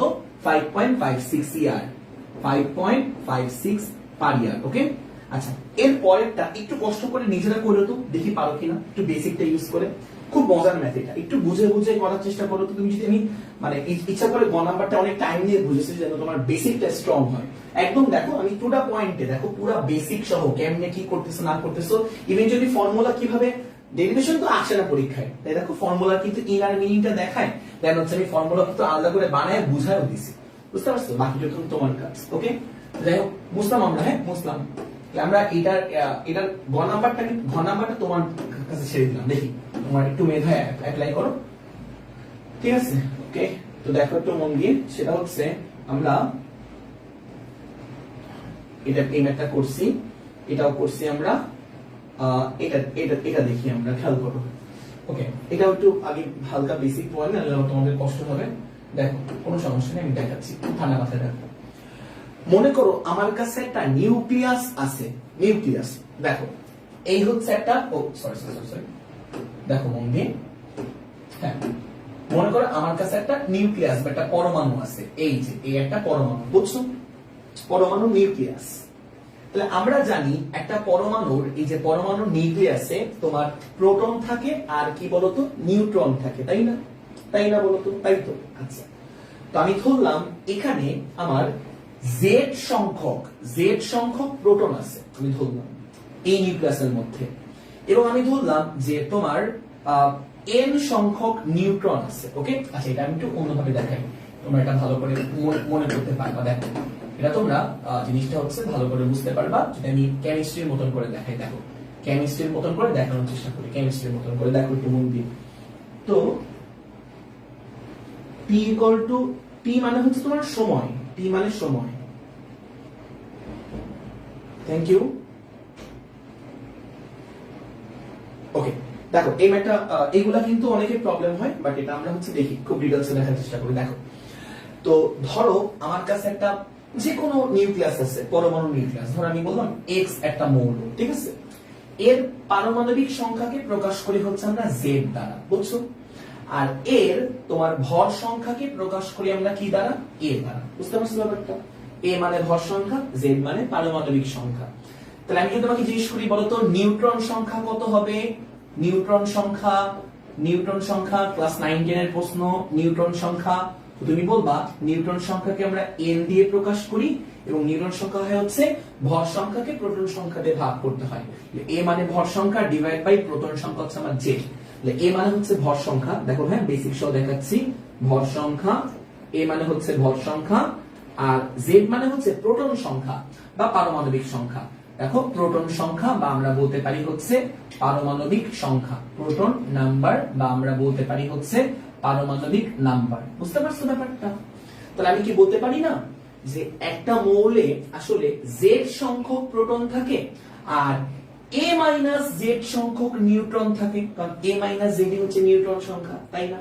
তাহলে দেখো একটু মন দিয়ে, তাহলে এই একটা তোমার হচ্ছে পরমাণুর নিউক্লিয়াস, এই একটা পরমাণুর নিউক্লিয়াস, বুঝছো? তাহলে এখানে কয়টা প্রোটন থাকবে? আমি ধরলাম z সংখ্যক প্রোটন থাকবে, z সংখ্যক প্রোটন থাকবে, কমন সেন্স, z সংখ্যক প্রোটন থাকবে একটা পরমাণু নিউক্লিয়াসে। প্রোটন এবং নিউট্রন বাদে কেউ থাকে না। আর কতগুলা নিউট্রন থাকবে?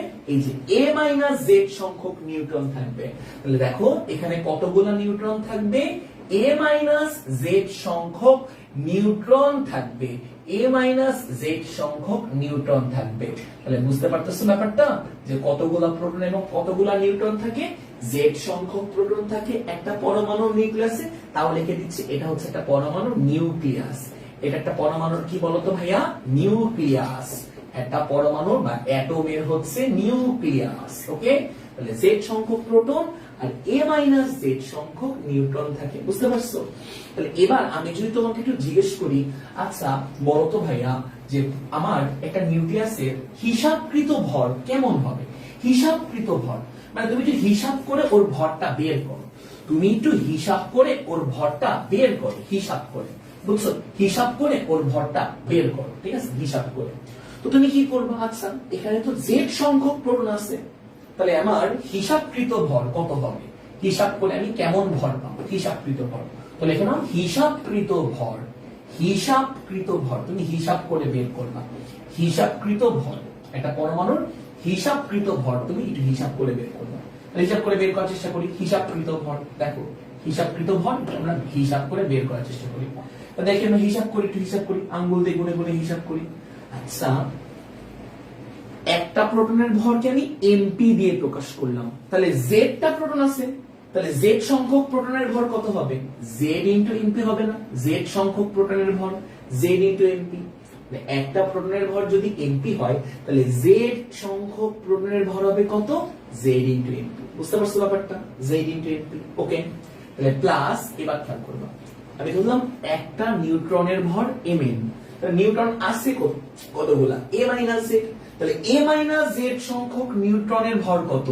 a minus z into mn। বুঝতে পারছো ব্যাপারটা? এটা হচ্ছে আমার zmp, হচ্ছে আমার z সংখ্যক প্রোটনের ভর। খেয়াল করো একটু মন দিয়ে, খুবই স্লোলি যাচ্ছি, দেখো একটু মন দিয়ে দেখো। এই zmp মানে হচ্ছে z সংখ্যক প্রোটনের ভর, আর এটা হচ্ছে আমার a মাইনাস z সংখ্যক নিউট্রনের ভর। এদেরকে যোগ করলেই তো আমি টোটাল ভর পাবো, তাই না? নিউট্রন আর প্রোটন ভাবে তো কেউ থাকে না। এটা হচ্ছে আমার হিসাবকৃত ভর। বুঝতে পারতেছো ব্যাপারটা?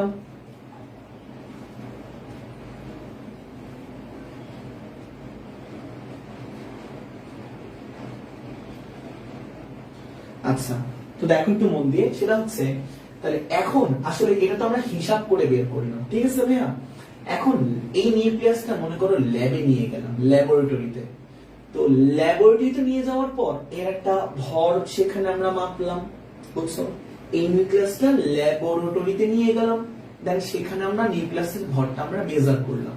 তো সেখানে নিউক্লিয়াসের ভর মেপে দেখলাম যে ওই ভরটা হচ্ছে তোমার, নিউক্লিয়াসের ভরটা আমি মেজার করলাম, ওই ভরটাকে আমরা বলি প্রকৃত ভর। তাহলে খেয়াল করবা, একটা প্রকৃত ভরও পাওয়া যাবে, একটা প্রকৃত ভরও পাওয়া যাবে, প্রকৃত ভর। তো প্রকৃত ভরকে আমরা প্রকাশ করি ক্যাপিটাল এম দ্বারা। মজার বিষয় কি জানো, এই হিসাবকৃত ভর আর প্রকৃত ভরের মধ্যে একটু পার্থক্য থাকে। এই হিসাবকৃত ভর আর প্রকৃত ভরের মধ্যে একটুখানি পার্থক্য থাকে। ওই পার্থক্যটাকেই বলা হয় ভর ত্রুটি। খেয়াল করো কি বললাম আমরা, ভর ত্রুটি, যাকে আমরা ডেল্টা এম দিয়ে প্রকাশ করি। এটা কি জিনিস, হিসাবকৃত ভর আর প্রকৃত ভরের মধ্যে একটু পার্থক্য থাকে। তাহলে হিসাবকৃত ভর মাইনাস প্রকৃত ভর, খেয়াল করবা, হিসাবকৃত ভর মাইনাস প্রকৃত ভর, খেয়াল করো, মাইনাস প্রকৃত ভর। এই যে আমরা দুটা বিয়োগ করলাম, দেখো এই যে আমরা দুটা বিয়োগ করলাম, এই বিয়োগফলটাকে বলা হয় ভর ত্রুটি, যাকে আমরা কি দিয়ে প্রকাশ করি, ডেল্টা এম দিয়ে প্রকাশ করি।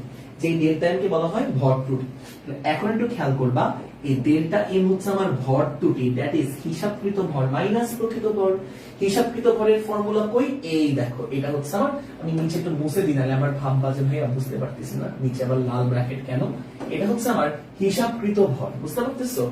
হিসাবকৃত ভরটা আমরা এই দেখো এই জায়গায় লাগছি। তো হিসাবকৃত ভরটা হচ্ছে আমার জেড এমপি, দেখো Z MP plus A minus Z into কি বলতো এম এম। এটা হচ্ছে আমার হিসাবকৃত ভর, দ্যাট ইজ হিসাবকৃত ভর মাইনাস হচ্ছে প্রকৃত ভর। সেই প্রকৃত ভরটা কত আমার এম, এই যে প্রকৃত ভর।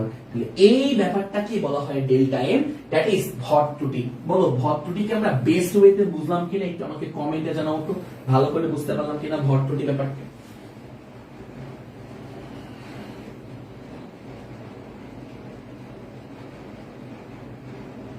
হ্যাঁ, কয়দিন পর তো এইচএসসি পরীক্ষা, এই জন্য আগের মানে প্রত্যেকটা টপিক যদি এভাবে পড়ানো হয়, আমার তো অনেকগুলো ক্লাস লাগার কথা এখন, জানি না। আচ্ছা হ্যাঁ বলি, ভালো একটা প্রশ্ন করছে সাজ্জাদ মাহবুব, সবসময় হিসাবকৃত ভরটা বেশি হবে প্রকৃত ভরের চেয়ে, অলওয়েজ, ঠিক আছে?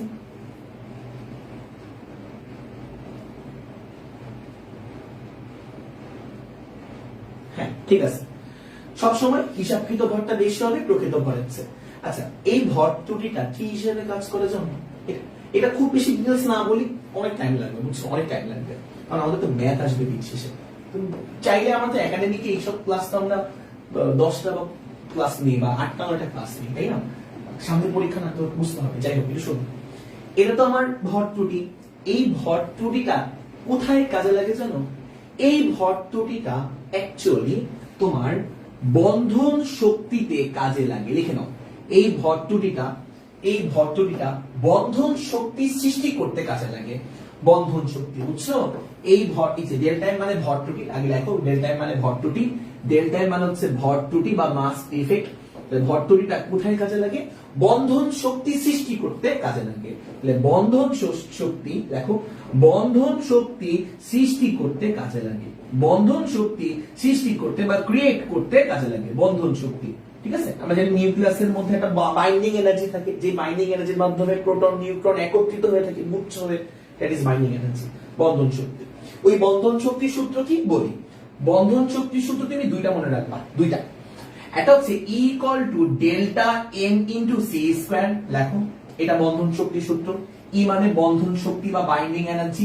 আর একটা সূত্র মনে রাখবা, E ইকুয়াল টু তোমার হচ্ছে ডেল্টা এম ইনটু 931.5 এত মেগা ইলেকট্রন ভোল্ট। আমি যদি কোনো ভুল না করে থাকি এমন কিছু হবে, 931.5 এত মেগা ইলেকট্রন ভোল্ট। একটু মনে রাখো এই দুটো জিনিস। এটা হচ্ছে আমার বন্ধন শক্তির দুইটা ফর্মুলা। হ্যাঁ, তখন কোনটা ব্যবহার করব? আগে দেখো, E মানে বাইন্ডিং এনার্জি, E মানে হচ্ছে বাইন্ডিং এনার্জি। দেখো ভাই, এর থেকে বেসিক পড়ানো আসলে এই মুহূর্তে আসলে সম্ভব না। হ্যাঁ, বাইন্ডিং এনার্জি, ঠিক আছে? আমি আমার বেস্টটা ট্রাই করতেছি, কারণ তোমাদের সামনে পরীক্ষা, বুঝছো? কারণ দেখছি যে ম্যাথই তো আসবে।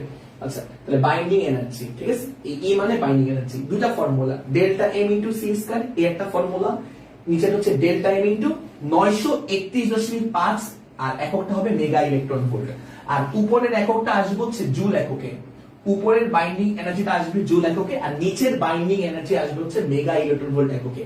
একটু মনে রাখবা কখন ভাইয়া কোনটা ব্যবহার করব, কখন কোনটা ব্যবহার করব ভাইয়া, কখন কোনটা ব্যবহার করব সেটা মনে রাখার টেকনিক হচ্ছে যদি ডেল্টা এম এর মানটা কেজি এককে তুমি বের করো, কি এককে কেজি, যদি ডেল্টা এম এর মানটা কেজি এককে বের করো তাহলে তুমি উপরের ফর্মুলা ব্যবহার করবা উপরে, আর যদি ডেল্টা এম এর মানটা এএমইউ এককে বের করো তাহলে নিচের ফর্মুলা অ্যাপ্লাই করলে ভালো হবে। যদি ডেল্টা এম কেজি এককে ব্যবহার করো তাহলে উপরের ফর্মুলাটা ইউজ করবা, বেস্ট হবে। আর যদি ডেল্টা এমটা এএমইউ এককে ব্যবহার করো তাহলে নিচের এককটাই নিচের সূত্রটা ইউজ করবা, বেস্ট হবে।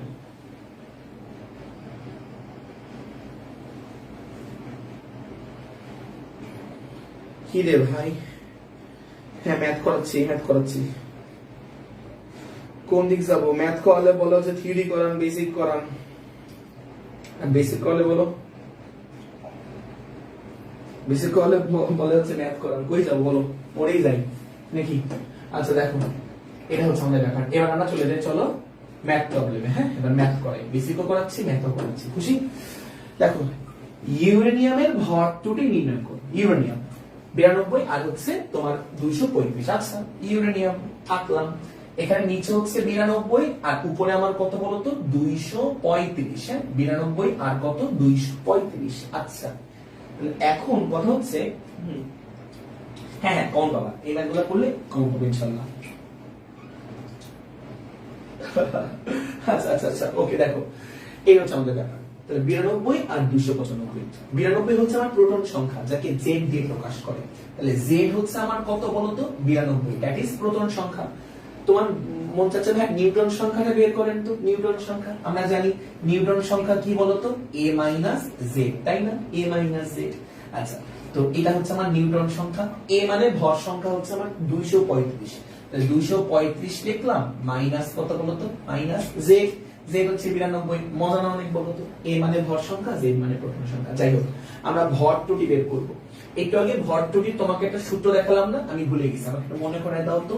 ডেল্টা এম মানে ভর ত্রুটি, তাহলে ভর ত্রুটির সূত্র হচ্ছে delta M equal to Z MP. হ্যাঁ ঠিক আছে, Z MP plus A minus Z into M N, A minus Z into M N, ঠিক আছে, হোল মাইনাস মাইনাস হচ্ছে প্রকৃত ভর। ঠিক আছে, এটা সূত্র। আস্তে আস্তে করে মানটা বসাই, খেয়াল করবা আমরা ডেল্টা এম বের করব বা আমরা ভর ত্রুটিটা বের করব। ঠিক আছে, আমরা ভর ত্রুটিটা বের করতে চাচ্ছি। ওকে তাহলে খেয়াল করবা মন দিয়ে, তাহলে ডেল্টা এম ইকুয়াল টু হবে delta M equal to Z. Z মানে প্রোটন সংখ্যা, জেড মানে কি সংখ্যা বলতো প্রোটন সংখ্যা। প্রোটন সংখ্যা কত 92, জেড মানে প্রোটন সংখ্যা, এই যে লেখা আছে নিচে ছোট্ট করে দেখো 92 লেখা, তাহলে প্রোটন সংখ্যা 92 ইনটু এমপি প্রোটনের ভর, দেখো লেখা আছে সুন্দর করে লেখা আছে প্রোটনের ভর 10072 কেমি। ঠিক আছে 1.007277 হয়ে গেল। জেডএমপি লিখে ফেললাম, দেখছো ভাইরা জেডএমপি লিখলাম প্লাস প্লাস হচ্ছে a minus z into mn। আচ্ছা তাহলে a মাইনাস z করি, a মাইনাস z বিয়োগ করলে কত আসবে? বিয়োগ করলে কত আসবে দেখে তো আমরা, বিয়োগ করলে কত আসছে 235 বিয়োগ হচ্ছে 92, কত আসে মানটা 143 আসে। তাহলে a মাইনাস z করলে 143 আসে। এটা কি বুঝছো না বিয়োগটা দেখাই দিতে হবে? এটা কি বুঝছো না বিয়োগটা দেখাই দিব ভাইরা? এই যে এটা বিয়োগ করলে যেটা আসে দেখাই দেওয়া লাগবে, এর জায়গায় 235 আর এই জায়গায় 92 লেখানো লাগবে, আশা করি লাগবে না। ইনটু mn, mn মানে হচ্ছে নিউটনের ভর। খেয়াল করবা এই দেখো নিউটনের ভর হচ্ছে আমার 1.008665, তাহলে 1.008665, দেখছো এটা হচ্ছে আমার mn নিউটনের ভর হয়ে গেল। দেখছো ব্যাপারটা কত মজা না? দেখো তো কত সহজ না? a minus z into mn, just দেখে দেখে মানটা বসাই দিলাম। দেখছো জাস্ট দেখে দেখে মানটা বসাই দিলাম। ওকে ভালো কথা, ভালো কথা। একটু বেশি গাঢ় হয়ে গেছে, একটু হালকা পাশ দিয়ে লিখি, তাহলে ব্যাপারটা ক্লিয়ার হবে, তাহলে আমার কনফিউজ হয়ে যাবে। দেখো এটা হচ্ছে আমার ডেল্টা এম ছিল, ডেল্টা এম ইকুয়াল টু, এখানে সেকেন্ড ব্র্যাকেট দিয়ে একটু ক্লোজ করে দাও, মাইনাস মাইনাস হচ্ছে বড় হাতের এম, বড় হাতের মানে হচ্ছে নিউক্লিয়াসের ভর। দেখো তো ভাইয়া ইউরেনিয়ামের নিউক্লিয়াসের ভর বা প্রকৃত ভর দেওয়া আছে, দেখো এই যে এত এ নিউ দেওয়া আছে, এটা হচ্ছে ইউরেনিয়ামের প্রকৃত ভর 236.0526, সবসময় দেওয়া থাকবে 236 কত 0526, কত আসে মানটা বলো? ডেল্টা এম এর মানটা কত আসে আমাকে বলো, বলো আমাকে ডেল্টা এম এর মানটা কত আসে আমাকে বলো, বুঝছো তো জিনিসটা?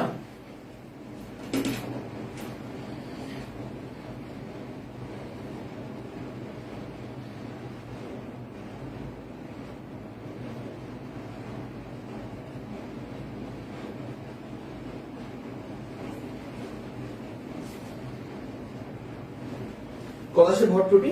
0.0. অ্যানসারটা কত সেটা আমাকে বলো তো, অ্যানসারটা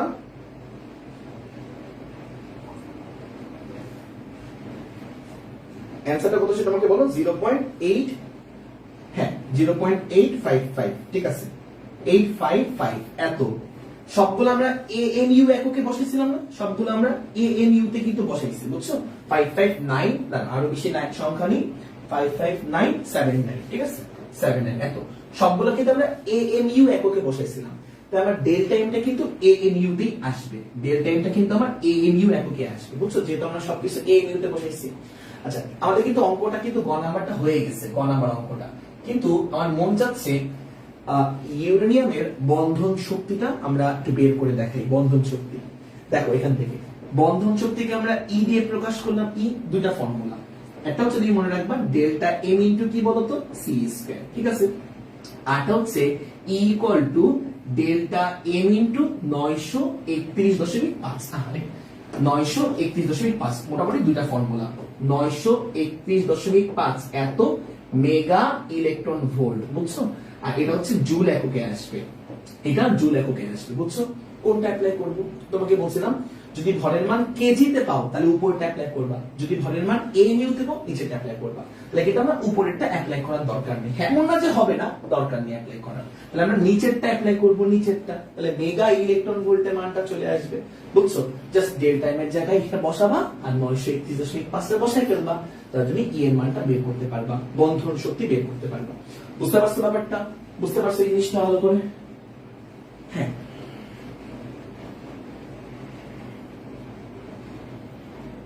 ওকে, তাহলে আমরা এর পরেরটাই চলে যাই। হ্যাঁ, তো যা আসবে তা, হ্যাঁ আমাকে পরে কিন্তু আমাকে বলবা, পরে কিন্তু আমাকে বলবা। দেখো আমরা তোমার ইউরেনিয়ামের জন্য সব রকম কাহিনী আমার শেষ, এবার বেরিয়ামের জন্য একটু বের করবো। দেখো এটা আমার হয়ে গেল, হ্যাঁ এরপরে আমরা এটা গ নাম্বার ম্যাট আমাদের হয়ে গেছে, গ নাম্বারটা। এরপরে ঘ নাম্বারটা করব। একটু তোমাদের কিছু কথাবার্তা বলি ঘ নাম্বার ম্যাটটা করার আগে। তো আমরা ইউরেনিয়ামের বন্ধন শক্তি থেকে, সরি ইউরেনিয়ামের ভরতুরি থেকে বন্ধন শক্তি বের করতে পারবো। এখন আমরা এই যে বেরিয়াম আছে, বেরিয়ামের ভরতুরি থেকে বন্ধন শক্তি বের করব। এটা আমার এখন টার্গেট, বেরিয়ামের ভরতুরি থেকে বন্ধন শক্তি বের করব। তারপর আমরা ঘ নাম্বারটা আমি আসতেছি, খেয়াল করবো ঘ নাম্বারটা আমি আসতেছি, একটু দেখো দেখো একটু মন দিয়ে। সেটা হচ্ছে ঘ নাম্বারটা আমরা এখন করব, খুব সুন্দর করে করব। দেখো বেরিয়ামের, তাহলে বেরিয়াম লিখি আমরা, এই যে বেরিয়াম, বেরিয়ামের জন্য প্রোটন সংখ্যা হচ্ছে 56, এটা হচ্ছে জেড এর ভ্যালু, হ্যাঁ। আর 141 দেওয়া হচ্ছে পারমাণবিক ভর, এটা হচ্ছে আমার এ এর ভ্যালু, হ্যাঁ পারমাণবিক ভর। তাহলে 141টা হচ্ছে আমার এ এর মান, দ্যাট ইজ হচ্ছে পারমাণবিক ভর সংখ্যা, আর 56টা হচ্ছে আমার প্রোটন সংখ্যা বা জেড এর মান, বুঝছো? প্রথমে আমি বেরিয়ামের ভর ত্রুটি বের করব, ভর ত্রুটি। তাহলে ভর ত্রুটিকে আমরা ডেল্টা এম দিয়ে প্রকাশ করি। সূত্র হচ্ছে, একটু দ্রুত যাই, সূত্র হচ্ছে ZMP plus A minus Z into MN, তারপর হচ্ছে মাইনাস হচ্ছে পুরাটার দিকে মাইনাস প্রকৃত ভর হচ্ছে আমার M। জাস্ট এখন মানগুলা বসাবো। তাহলে Z মানে প্রোটন সংখ্যা, প্রোটন সংখ্যা কতগুলা প্রোটন আছে বেরিয়ামে? 56টা। তাহলে Z এর জায়গায় 56 বসাবা, 56 ইনটু MP মানে প্রোটনের ভর, প্রোটনের ভর কত দেওয়া? 1.007277, তাহলে 1.007277 প্রোটনের ভর হয়ে গেল, plus A minus Z, A minus Z মানে হচ্ছে 141 মাইনাস 56। তাহলে আমরা মোটামুটি সবাই জানি 141 মাইনাস 56, 141 মাইনাস 56 কত? 85। A মাইনাস Z আসবে হচ্ছে 141 মাইনাস 56, দ্যাট ইজ হচ্ছে 85, ঠিক আছে? A মাইনাস Z হচ্ছে আমার 85, ঠিক আছে? A মাইনাস Z, তাহলে খেয়াল করবা এই যে আমরা A মাইনাস Z টা লিখবো, A মাইনাস Z হচ্ছে আমাদের কি বলতো? 85। লিখে আমরা 85 লিখলাম আমরা, A minus Z 85 into Mn মানে হচ্ছে নিউটনের ভর। নিউটনের ভর কত?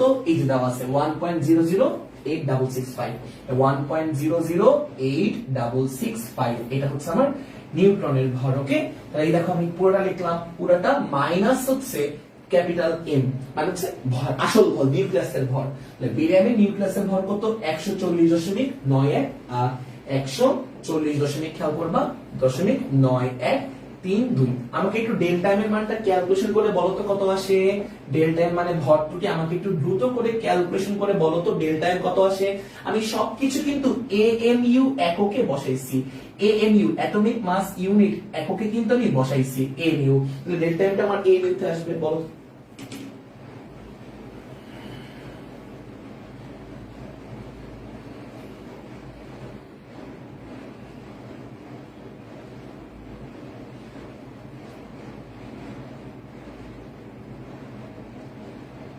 কত আসে মানটা বলো, বলো কত আসে মানটা একটু আমাকে যদি বলতাম। হ্যাঁ, থ্যাংক ইউ সো মাচ। যেটা আসছে 1.224, হ্যাঁ 224 এত এএমইউ। এখন আমরা পেয়ে গেলাম এখান থেকে সবার কি আসছে, আচ্ছা 1.203 সবার কি আসছে একটু যদি বলতা ভালো করে, একদম পুরো মান সহ। 1.23। আচ্ছা তাহলে তোমার এটা একটু বলতেছি। আচ্ছা আমি যে কোনো একজনেরটা হ্যাঁ সিলেক্ট করতেছি, তানভীর তাওসিফেরটা সিলেক্ট করতেছি। হ্যাঁ তাহলে খেয়াল করবা 1.230, এই মানগুলো একটু উল্টাপাল্টা হলে অনেক ভেরি চলে আসবে, ভেরিয়েশন চলে আসবে। 137 এত, হ্যাঁ ঠিক আছে, এতই আমরা বসালাম। এত এএমইউ, খেয়াল করবে একটু মন দিয়ে, এত এএমইউ হয়ে গেল আমাদের, এত এএমইউ। বুঝতে পারছো? আচ্ছা এখান থেকে দেখো তো এএমইউ তে পাইছি না, তাহলে আমরা ই এর দুটো ফর্মুলা জানি। একটা হচ্ছে ই ইকুয়াল টু কত বলতো, E equal to delta M into C square, এই একটা ফর্মুলা। আর একটা জানি হচ্ছে ই ইকুয়াল টু হচ্ছে তোমার ডেল্টা এম ইনটু কত বলতো 931.5, এই দুটো ফর্মুলা আমরা জানি। যদি আমাদের কেজিতে আমরা পাই, কেজিতে ভর আমরা পাই, তাহলে উপরটা ব্যবহার করব। যদি আমরা এমইউ তে ভর আমরা পাই, তাহলে আমরা নিচেটা ব্যবহার করব। আমরা নিচেটা ব্যবহার করব বন্ধন শক্তি। তাহলে খেয়াল করব ই ইকুয়াল টু বন্ধন শক্তি, তাহলে বন্ধন শক্তি সূত্র হচ্ছে নিচেটা ব্যবহার করব ডেল্টা এম ইনটু 931.5 এবং এককটা আসবে হচ্ছে মেগা ইলেকট্রন ভোল্টে। তাহলে আমাকে একটু বলো তো ই এর মানটা কত চলে আসে ভাইরা, একটু দ্রুত করে বলো ই এর মানটা কত আসে।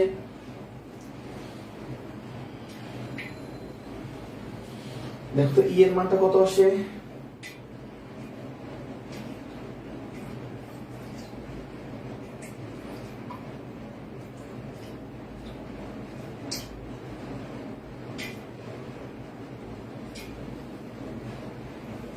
থ্যাংক ইউ সো মাচ মিথুন বিশ্বাস। 11145.87 মেগা ইলেকট্রন ভোল্ট। বুঝতে পারছো ব্যাপারটা? তাহলে এমন কিছু আসলো আমার ই এর মান। এটা কিন্তু আমার বন্ধন শক্তি, এটা আমার কি বলতো বন্ধন শক্তি। আমাকে না এটা বের করতে বলে নাই, আমাকে বের করতে হবে নিউক্লিয়ন প্রতি বন্ধন শক্তি। খেয়াল করো এটা তো বন্ধন শক্তি বা বাইন্ডিং এনার্জি, আমাকে বের করতে হবে নিউক্লিয়ন প্রতি বন্ধন শক্তি, নিউক্লিয়ন প্রতি বন্ধন শক্তি। একটু খেয়াল করবা নিউক্লিয়ন প্রতি বন্ধন শক্তিটা কি, কোন পাশে লিখবো। আচ্ছা বলি বন্ধন শক্তিকে তুমি জাস্ট ভর সংখ্যা দিয়ে ভাগ দিলে নিউক্লিয়ন প্রতি বন্ধন শক্তি পেয়ে যাবে। তো এটা তুমি বেরিয়ামের বন্ধন শক্তি বের করছো, তো তুমি এখন নিউক্লিয়ন প্রতি বন্ধন শক্তি বের করতে চাও। এটা নিয়মটা আমি একটু বলতেছি। নিউক্লিয়ন প্রতি বন্ধন শক্তি, নিউক্লিয়ন প্রতি বন্ধন শক্তি, নিউক্লিয়ন প্রতি বন্ধন শক্তি বের করার নিয়মটা হচ্ছে তুমি জাস্ট বন্ধন শক্তিকে ভর দিয়ে ভাগ দিয়ে দিবা। তাহলে বন্ধন শক্তি হচ্ছে আমার ই, এটাকে জাস্ট ভর সংখ্যা দিয়ে ভাগ দিয়ে দিবা। তোমার হচ্ছে বেরিয়ামের ভর কত আমার 141, বেরিয়ামের ভর জাস্ট 141 বা বেরিয়ামের ভর দিয়ে ভাগ দিয়ে দিবা, তাহলে তুমি নিউক্লিয়ন প্রতি বন্ধন শক্তি পেয়ে যাবে। নিউক্লিয়ন প্রতি বন্ধন শক্তি, বুঝতে পারছো ব্যাপারটা? তুমি নিউক্লিয়ন প্রতি বন্ধন শক্তি পেয়ে যাবে, তুমি জাস্ট ভর সংখ্যা দিয়ে ভাগ দিয়ে দিবা। বুঝছো? ভর সংখ্যা দিয়ে। আচ্ছা তো এবার তোমরা আমাকে একটু বলবা জিনিসটা কি বুঝতে পারছো জিনিসটা? জাস্ট দেখো এই যে বন্ধন শক্তিকে ই মানে বন্ধন শক্তি জাস্ট ভর সংখ্যা 141 হচ্ছে ভর সংখ্যা, ভর সংখ্যা মানে এ, জাস্ট এ দিয়ে ভাগ দিয়ে দিয়েছি E by A. E by A that is nucleon প্রতি বন্ধন শক্তি। ই বাই এ বন্ধন শক্তিকে আমরা ভর সংখ্যা দিয়ে ভাগ দিছি, ই বাই এ নিউক্লিয়ন প্রতি বন্ধন শক্তি। বুঝতে পারছো ব্যাপারটা? ওকে, কত আসছে মানটা বলো?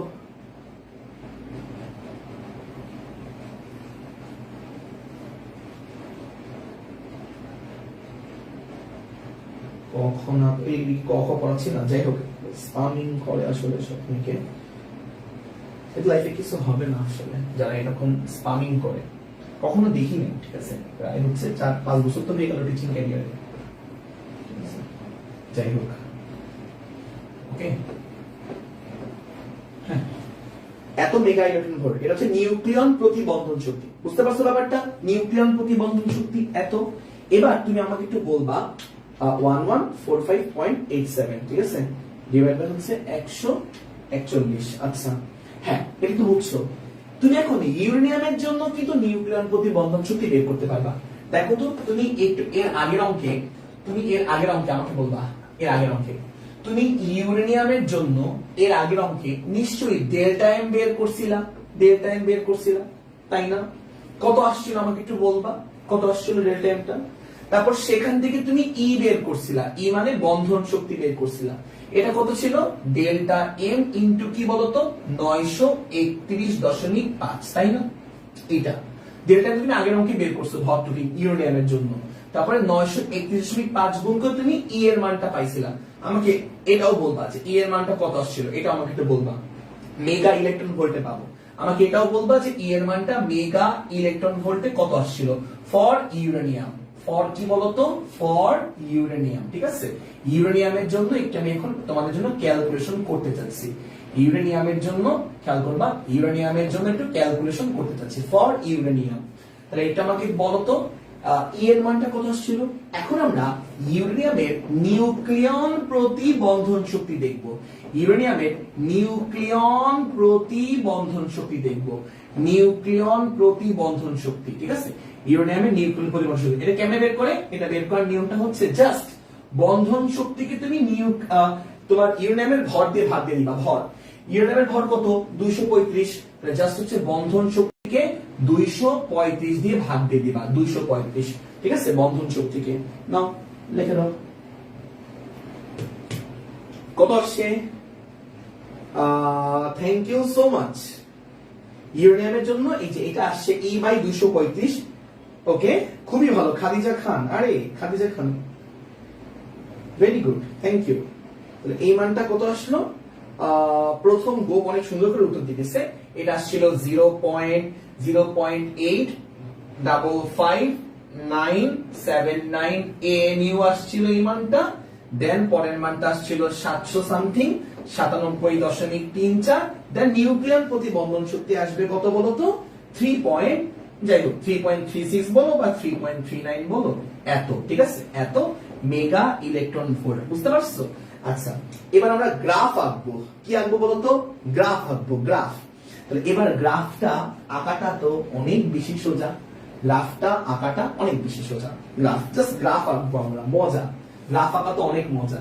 জাস্ট তোমাদের ডাটাগুলো থেকে গ্রাফ আঁকবো। দেখো গ্রাফটা কি, ওয়াই অক্ষে তুমি দিবা হচ্ছে এনার্জি, নিউক্লিয়ন প্রতি এনার্জি, এনার্জি বা নিউক্লিয়ন প্রতি এনার্জি, এনার্জি পার নিউক্লিয়ন, এনার্জি পার কি বলতো? পার নিউক্লিয়ন, নিউক্লিয়ন প্রতি এনার্জি। বুঝতে পারছো ব্যাপারটা?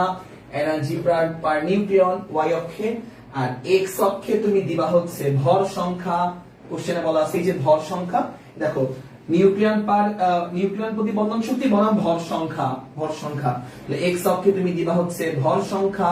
এখানে ভর সংখ্যা তো দুইটা, এটা হচ্ছে 235 আর একটা 141, ঠিক আছে। দাও দাগ দাও, মনের মাধুরী মিশায় আঁকবা।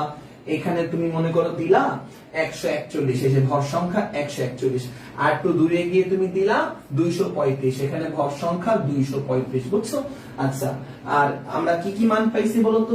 কি কি মান পাইছি? এটা 3.39 আর একটা কত? 3.39 আর একটা কত?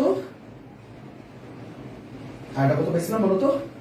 8 পয়েন্ট। আচ্ছা, তাহলে এখান থেকে দেখো আমি এই জায়গায় একটা মান পাইছিলাম হচ্ছে, দেখো একটু মন দিয়ে, এই জায়গায় একটা মান পাইছিলাম হচ্ছে তোমার 3.39। তুমি একটু অল্প করে রাখি, যে অল্প করে 3.39 একটা মান পাইছিলাম। আরটা পাইছিলাম কত বলতো 8.127 সামথিং এমন কিছু, বুঝছো? তাহলে খেয়াল করবা বেরিয়ামের জন্য পেয়েছিলাম 8.127 বেরিয়ামের জন্য, তাই না?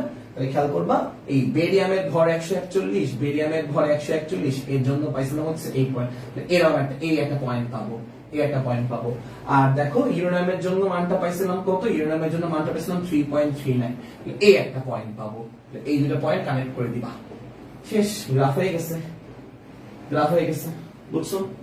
তো খেয়াল করবা এই যে ইউরেনিয়ামের জন্য পাইছি, দেখো ইউরেনিয়ামের জন্য পাইছি 3.39, তাই একটা পয়েন্ট, বুঝছো? 235 ইউরেনিয়ামের জন্য পাইছি 3.39, তাই এই পয়েন্টটা।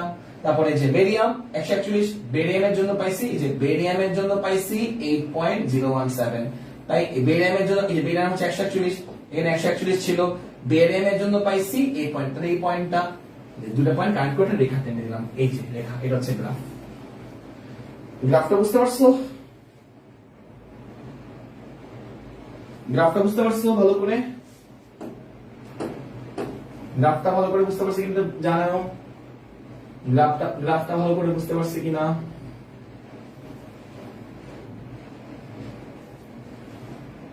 এটা পারবা তোমরা?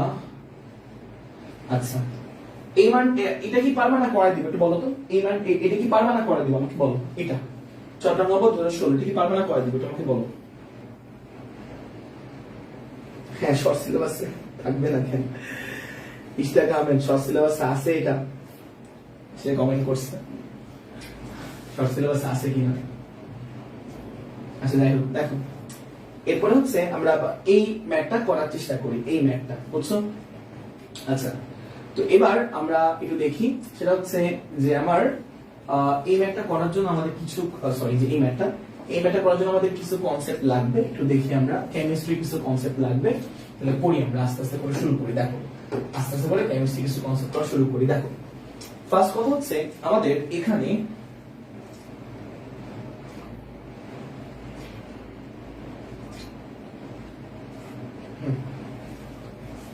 দেখো ফার্স্ট কথা হচ্ছে আমরা জানি যে একটা পরমাণুর তোমার হচ্ছে কক্ষপথ থাকে, পরমাণুর হচ্ছে তোমার বিভিন্ন কক্ষপথ থাকে। যেমন আমি যদি ধরি, ধরো এটা হচ্ছে আমাদের এক্স পরমাণু, এক্স পরমাণুর অনেকগুলো কক্ষপথ থাকতে পারে। এটা হচ্ছে আমার প্রথম কক্ষপথ, এটা হচ্ছে আমার দ্বিতীয় কক্ষপথ, এটা তৃতীয় কক্ষপথ, চতুর্থ, পঞ্চম, এরকম করে n সংখ্যক কক্ষপথ থাকতে পারে। তাহলে প্রথম কক্ষপথে আমার n = 1 হয়, দ্বিতীয় কক্ষপথে n = 2 হয়, তৃতীয় কক্ষপথ বা চতুর্থ কক্ষপথে n = 4 হয়, পঞ্চম কক্ষপথে n = 5 হয়। বুঝতে পারছো ব্যাপারটা এইটুকু? আচ্ছা, তো এখন এটা আমার x মৌল, যে কোনো মৌল, বুঝতে পারছো? আচ্ছা, তো এবার মনে করো তোমার মন চাচ্ছে যে তুমি পঞ্চম কক্ষপথের ব্যাসার্ধ বের করতে চাও। পঞ্চম কক্ষপথের মনে করো এখানে একটা ইলেকট্রন আছে, এই যে ইলেকট্রন, এই ইলেকট্রনটা পঞ্চম কক্ষপথে আছে, এর ব্যাসার্ধ বের করতে চাও। এটা আমার কেন্দ্র, এটা আমার কেন্দ্র। খেয়াল করবা এখান থেকে এইটুকু কিন্তু আমার ব্যাসার্ধ, পঞ্চম কক্ষপথের ব্যাসার্ধ। পঞ্চম কক্ষপথের ব্যাসার্ধকে কিন্তু আমরা R5 দিয়ে প্রকাশ করতে পারি, পঞ্চম কক্ষপথের ব্যাসার্ধ। তোমার মন চাচ্ছে না, তুমি চাচ্ছ চতুর্থ কক্ষপথের ব্যাসার্ধ বের করতে, এখান থেকে এইটুকু হচ্ছে আমার চতুর্থ কক্ষপথের ব্যাসার্ধ। চতুর্থ কক্ষপথের ব্যাসার্ধকে আমরা R4 দিয়ে প্রকাশ করতে পারি। তোমার মন চাচ্ছে না তৃতীয় কক্ষপথের ব্যাসার্ধ বের করব, তৃতীয় কক্ষপথের ব্যাসার্ধ তৃতীয়, এখান থেকে এইটুকু হচ্ছে আমার তৃতীয় কক্ষপথের ব্যাসার্ধ। দেখো এই যে প্রথম, দ্বিতীয়, তৃতীয়, তাহলে তৃতীয় কক্ষপথের ব্যাসার্ধকে আমরা R3 দিয়ে প্রকাশ করতে পারি। ঠিক আছে ব্যাপারটা? বুঝছো? এরকম করে আর কি কক্ষপথের ব্যাসার্ধ বের করা যায়। ঠিক আছে, তো n তম কক্ষপথের ব্যাসার্ধ বের করার সূত্রগুলা কি কি আমি একটু লিখে দিচ্ছি, এই জায়গাগুলো একটু দেখো। n তম কক্ষপথের ব্যাসার্ধের সূত্র, তো লিখে নাও n তম কক্ষপথের ব্যাসার্ধের সূত্র, n তম কক্ষপথের ব্যাসার্ধের সূত্র। দেখো একটু মন দিয়ে, হ্যাঁ, n তম কক্ষপথের ব্যাসার্ধের সূত্র। দেখো n তম কক্ষপথের ব্যাসার্ধের সূত্র। ওকে, তো এটাকে আমরা Rn দিয়ে প্রকাশ করতে পারি। Rn সূত্রটা হচ্ছে আমার, সেকেন্ড দাঁড়াও, ঠিক আছে, হ্যাঁ, n square h square epsilon not divided by হচ্ছে পাই ই স্কয়ার, দেখো পাই ই স্কয়ার, কষ্ট করে মনে রাখতে হয়, m e to the power e into z। লেখো আগে, লেখো তারপরে আমি বুঝাচ্ছি, আগে লেখো তারপরে আমি বুঝাচ্ছি। আর এর মানে n তম কক্ষপথের ব্যাসার্ধ, n square h square epsilon not divide by pi e square m e into z। আগে লেখো এটা, তারপরে বুঝাচ্ছি, আগে লেখো তারপরে আমি বুঝাচ্ছি। হ্যাঁ, এটা হচ্ছে আমার n তম কক্ষপথের ব্যাসার্ধ, সূত্র ফিজিক্সের জন্য n square h square epsilon not divide by pi e square m e into z। ঠিক আছে, তাহলে দেখি আমরা, খেয়াল করব একটু মন দিয়ে, এটা আমার n তম কক্ষপথের ব্যাসার্ধ। ঠিক আছে, ওকে। তাহলে ধর আমাদের বের করতে বলছে তৃতীয় কক্ষপথের ব্যাসার্ধ কত, তৃতীয় কক্ষপথের ব্যাসার্ধ। তাহলে আমরা বের করি, খেয়াল করব, সূত্র আমরা জানি আর n ইজ ইকুয়াল টু, মানে n তম কক্ষপথের ব্যাসার্ধ ইজ ইকুয়াল টু তোমার n স্কয়ার h স্কয়ার, এই যে n square h square epsilon not divide by pi e square m e into কি বলতো z, এমন কিছু না, সূত্র এটা, বুঝছো? ঠিক আছে, মনে রাখবে এটা। হ্যাঁ, এটা পাই e square m into z। আচ্ছা, তো এখন এখানে আমাদের একটু কিছু ব্যাপার আছে। এই ম্যাথগুলো তুমি যদি ক্যালকুলেটরে বসাও দেখবা যে মান মানে সহজে আসে না আর কি, খুব ঝামেলা হয়ে যায়। তো এই জন্য আমি একটা শর্টকাট জিনিস তোমাদের একটু দেখাই, একটু শর্টকাট টেকনিকটা একটু দেখাই। সেটা হচ্ছে তুমি এই ম্যাথগুলো কিভাবে করবা। তুমি ফার্স্টে মানগুলা বসাবা, মানগুলা আস্তে আস্তে করে বসাও, খেয়াল করো। rn বের করতে চাও, rn মানে n তম কক্ষপথের ব্যাসার্ধ, মানগুলো আস্তে আস্তে করে বসাও। n স্কয়ার আর z বাদে বাকি সবার মানগুলো বসাই ফেলবা, n স্কয়ার আর z বাদে। এই যে আমার n স্কয়ার আর এই যে আমার z, এই দুজন বাদে বাকি সবার মানগুলো বসাই ফেলবা, বাকি সবার মানগুলো আস্তে আস্তে করে বসাই, খেয়াল করো আস্তে আস্তে করে। n স্কয়ারের মান বসাবা না, z এর মানটা বসাবা না, পরে বসাবা। h স্কয়ার, h মানে প্লাঙ্কের ধ্রুবক, that is 6.636 into 10 to the power minus কত 34। ওকে, h স্কয়ার, তো তাহলে এটাকে স্কয়ার লিখবা, h স্কয়ার লিখলাম। এপসাইলন নট এই মানটা মুখস্থ, 8.858 into 10 to the power minus 12। ঠিক আছে, 8.854 নিবি, 8.854 10 টু দি পাওয়ার মাইনাস 12। এটা হচ্ছে মনে রাখবা, এটা হচ্ছে এপসাইলন নট এর মান। ঠিক আছে, এই দেখো h স্কয়ার এপসাইলন নটটা লিখে ফেললাম, h স্কয়ার। n স্কয়ার এর মানটা আপাতত বসাও না, n স্কয়ারটা n স্কয়ার এর মতই থাকলো, n square divide by pi e square, pi এর মানটা হচ্ছে তুমি বসাবা 3.1416 বসাবা ইনটু e স্কয়ার, e মানে ইলেকট্রনের চার্জের মান, that is 1.6 into 10 to the power minus 19। ঠিক আছে, এটাকে আবার স্কয়ার করতে হবে। m মানে ইলেকট্রনের ভর, ভর হচ্ছে 9.1 into 10 to the power minus 31 KG into z, এই z এর মানটা বসাবা না, বুঝছো? n স্কয়ার আর z টা কিন্তু একটু আলাদা রাখবা, n স্কয়ার এর মানটাও সরি n স্কয়ার এর মানটাও বসাবা না, আবার z এর মানটাও বসাবা না, বুঝছো? উপরে n স্কয়ারটা n স্কয়ার মতো রেখে দাও আর z টা z এর মতো রেখে দাও। ওকে, এই হচ্ছে আমাদের ব্যাপার, z টা z এর মতো রেখে দাও, এই হচ্ছে আমাদের ব্যাপার। দেখি আমরা, খেয়াল করো একটু মন দিয়ে, এইটুকু আমরা বুঝতে পারছি। ওকে, তাহলে এখানে আমরা এরপরে এই যে ক্যালকুলেশনটা, এটা ক্যালকুলেটরে অনেক সময় আসে না মানটা, এই জন্য আমি এইভাবে দেখাচ্ছি। অনেক সময় এই মানটা ক্যালকুলেটরে আসে না, তাই জন্য তুমি কি করবা, তাই জন্য এরপরে একটা সংখ্যা তুমি লিখবা, সংখ্যা।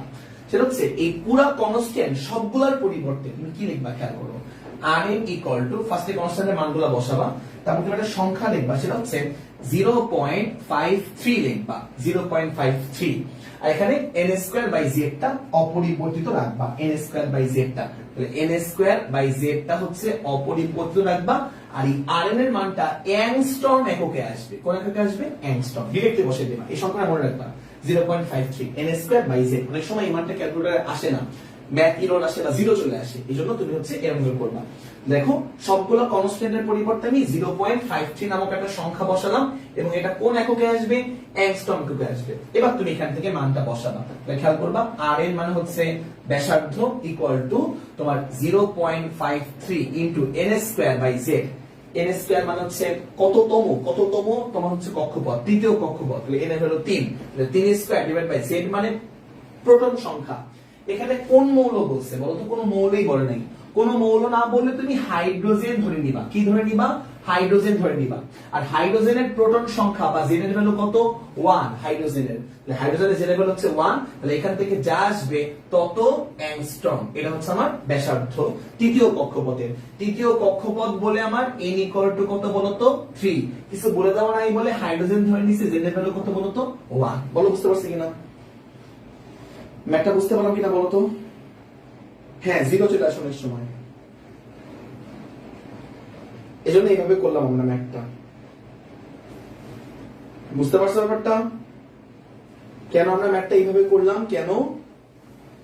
কেন আমরা ম্যাথটা এইভাবে করলাম তাকে বুঝতে পারছো? অনেক সময় রেজাল্ট আসে না, যা আসবে তত অ্যাংস্ট্রম, যা আসবে তত হচ্ছে অ্যান্সার। লিখে নাও, লিখে নাও, এইটুকু লিখে নাও।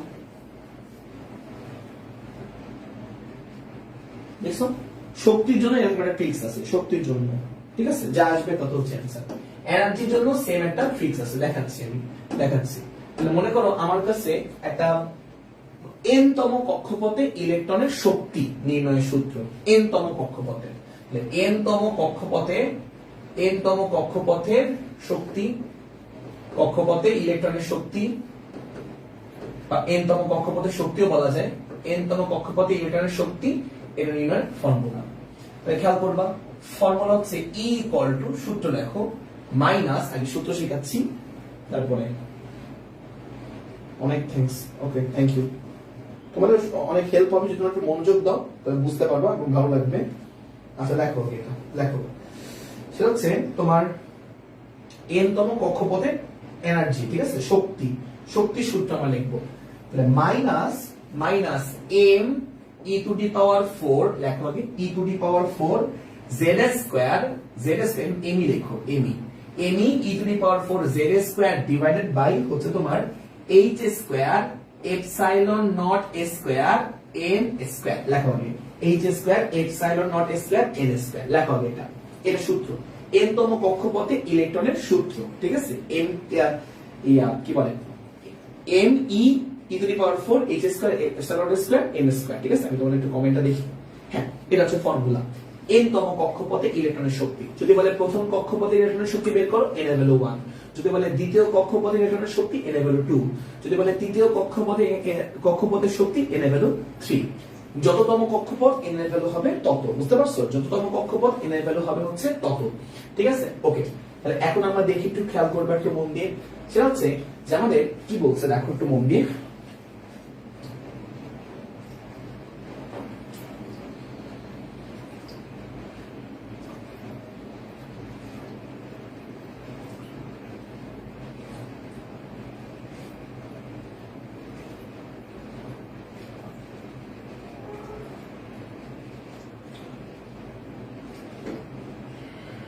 ওকে, ঠিক আছে, যাই হোক। তাহলে এখন আমরা একটু দেখি, খেয়াল করবা, এটা হচ্ছে সূত্র। আমার এখানে কি বলছে দেখো, আমার এখানে একটা ইলেকট্রন চতুর্থ কক্ষপথ থেকে তৃতীয় কক্ষপথে ফেরত আসছে, চতুর্থ কক্ষপথ থেকে তৃতীয় কক্ষপথে ফেরত আসছে, ঠিক আছে। আচ্ছা, তো দেখি আমরা। তাহলে এই যে আমার একটা মনে করো হচ্ছে একটা পরমাণু আমি আঁকি, খেয়াল করবা এই জায়গাটায়। তাহলে আমার একটু মোটামুটি করে চিত্রটা আঁকার চেষ্টা করি। এটা হচ্ছে আমার মনে করো পরমাণু, ঠিক আছে, পরমাণু মানে নিউক্লিয়াস। এটা আমার প্রথম কক্ষপথ, এটা আমার দ্বিতীয় কক্ষপথ, এটা আমার তৃতীয় কক্ষপথ, এটা আমার চতুর্থ কক্ষপথ, ঠিক আছে। তাহলে একটা ইলেকট্রন চতুর্থ কক্ষপথ থেকে তৃতীয় কক্ষপথে আসতেছে। তাহলে দেখো, এই ইলেকট্রনটা প্রথমে চতুর্থ কক্ষপথে ছিল, চতুর্থ কক্ষপথ মানে n = 4 এর মধ্যে ছিল। তাহলে চতুর্থ কক্ষপথে এই ইলেকট্রনের যে শক্তি তাকে প্রকাশ করলাম E4 দ্বারা। কি দ্বারা প্রকাশ করলাম? E4, ঠিক আছে। তাহলে ফার্স্টে আমরা E4 টা বের করব, চতুর্থ কক্ষপথে ইলেকট্রনের শক্তি। খেয়াল করবা, E4 লিখবা, E4 লিখবা মাইনাস, ফার্স্টে সূত্রটা এইভাবে করে লিখবা যেভাবে দেওয়া আছে। আমি বোর্ডের স্ট্যান্ডার্ড দেখাচ্ছি, বোর্ডে কিভাবে লিখবা আর কি। মাইনাস me মানে ইলেকট্রনের ভর 9.1 × 10⁻⁻⁴ -31 ইনটু e⁴ ইলেকট্রনের চার্জ দ্যাট ইজ 1.6 ইনটু 10⁻⁻19 এর হচ্ছে 4। z এর মান আর n এর মানটা পরে বসাবা, z স্কয়ার থাকলো, z এর মানটা পরে বসাবা, z স্কয়ারটা ডিভাইড বাই h স্কয়ার, খেয়াল করো h স্কয়ার রাখা হয়ে গেছে, h স্কয়ার, h মানে হচ্ছে তোমার প্লাঙ্কের ধ্রুবক, h মানে ঠিক আছে প্লাঙ্কের কনস্ট্যান্ট। আচ্ছা h স্কয়ার এটা হচ্ছে 6.636 ইনটু 10⁻⁻34 এর হচ্ছে স্কয়ার, h স্কয়ার তো এটা এপসাইলন নট স্কয়ার, এপসাইলন হচ্ছে আমার 8.854 ইনটু 10⁻কত -12 এর স্কয়ার, ঠিক আছে h square in divide by n square, n এর মানটা পরে বসাবা n স্কয়ার, বুঝছো?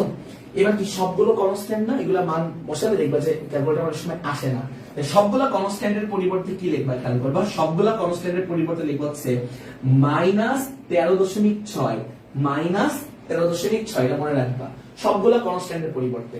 আর এই z স্কয়ার a স্কয়ার মান তুমি বসাও নাই, মানটা বসাও নাই, এখানে তুমি z square divide by n স্কয়ারটা রেখে দিবা, আর সবগুলো কনস্ট্যান্টের পরিবর্তে -13.6 বসাবা, সবগুলো কনস্ট্যান্টের পরিবর্তে -13.6 বসাবা, এবং এককটা আসবে হচ্ছে ইলেকট্রন ভোল্টে, বুঝতে পারছো?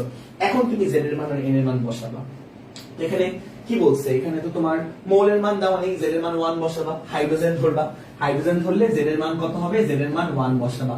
এবার বলছে চতুর্থ কক্ষপথ না, ইলেকট্রনটা চতুর্থ কক্ষপথে ছিল, তাই n এর ভ্যালু বসাবা 4, তাহলে n এর জায়গায় 4 বসাবা, n এর জায়গায় 4, আর চতুর্থ কক্ষপথ তাই, আর z এর ভ্যালু বসাবা কত, z এর ভ্যালু বসাবা হচ্ছে 1, কারণ হাইড্রোজেন তাই। কত আসে e⁴, আর এটা বুঝলা কিনেটা আমাকে বলো, এটা বুঝলা কিনেটা আমাকে বলো, এটা বুঝলা কিনেটা আমাকে বলো।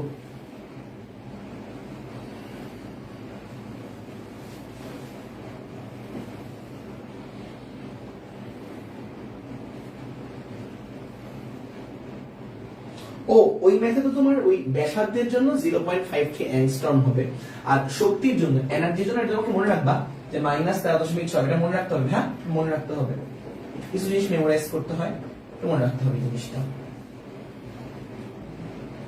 ওটা ছিল ব্যাসার্ধ উম্মে ফারিদা -3.4, তাহলে -3.4 ইলেকট্রন ভোল্ট, বুঝতে পারছো? হ্যাঁ -3.4, তাহলে E4 এর মানটা পেয়ে গেলাম কত বলতো, -3.4 এত ইলেকট্রন ভোল্ট, বুঝতে পারছো? E4, ঠিক আছে, E4 এর মানটা পেয়ে গেলাম, ঠিক আছে। এবার আমরা এটা থাকলো, এবার আমরা E4, ও আচ্ছা এটা সূত্র মুছে দিতে হবে, আচ্ছা আমার সূত্রটা আবার দেখে নিব না, তাহলে এবার আমরা E3 বের করব, অর্থাৎ কারণ ইলেকট্রনটা চতুর্থ কক্ষপথ থেকে তৃতীয় কক্ষপথে আসতেছে, ইলেকট্রনটা চতুর্থ কক্ষপথ থেকে তৃতীয় কক্ষপথে আসতেছে, ঠিক আছে ওকে, এই হচ্ছে আমাদের ব্যাপার। তাহলে আমরা ফার্স্টে চতুর্থ কক্ষপথে ইলেকট্রনটার শক্তি বের করব, তারপরে আমরা হচ্ছে তৃতীয় কক্ষপথে ইলেকট্রনটার শক্তি বের করব, ঠিক আছে। এখন ইলেকট্রনটা দেখো চতুর্থ কক্ষপথ থেকে জাম্প করে বা লাফ দিয়ে কই আসতেছে বলতো, চতুর্থ কক্ষপথ থেকে কোন কাজ ইউজ করি, সবুজ ইউজ করি, দেখো এখান থেকে জাম্প করে কই আসতেছে বলতো, তৃতীয় কক্ষপথে ইলেকট্রন চলে আসতেছে, হ্যাঁ তাহলে অ্যারো সাইন দিই, এই যে অ্যারো সাইন দিলাম, চতুর্থ কক্ষপথ থেকে জাম্প করে তৃতীয় কক্ষপথ মানে n কত বলতো 3, হ্যাঁ যখন ইলেকট্রনটা তৃতীয় কক্ষপথে আসলো তখন তার যে শক্তি বা যে এনার্জি তাকে আমি ধরলাম হচ্ছে E3, তৃতীয় কক্ষপথে ইলেকট্রনের শক্তি, তৃতীয় কক্ষপথে।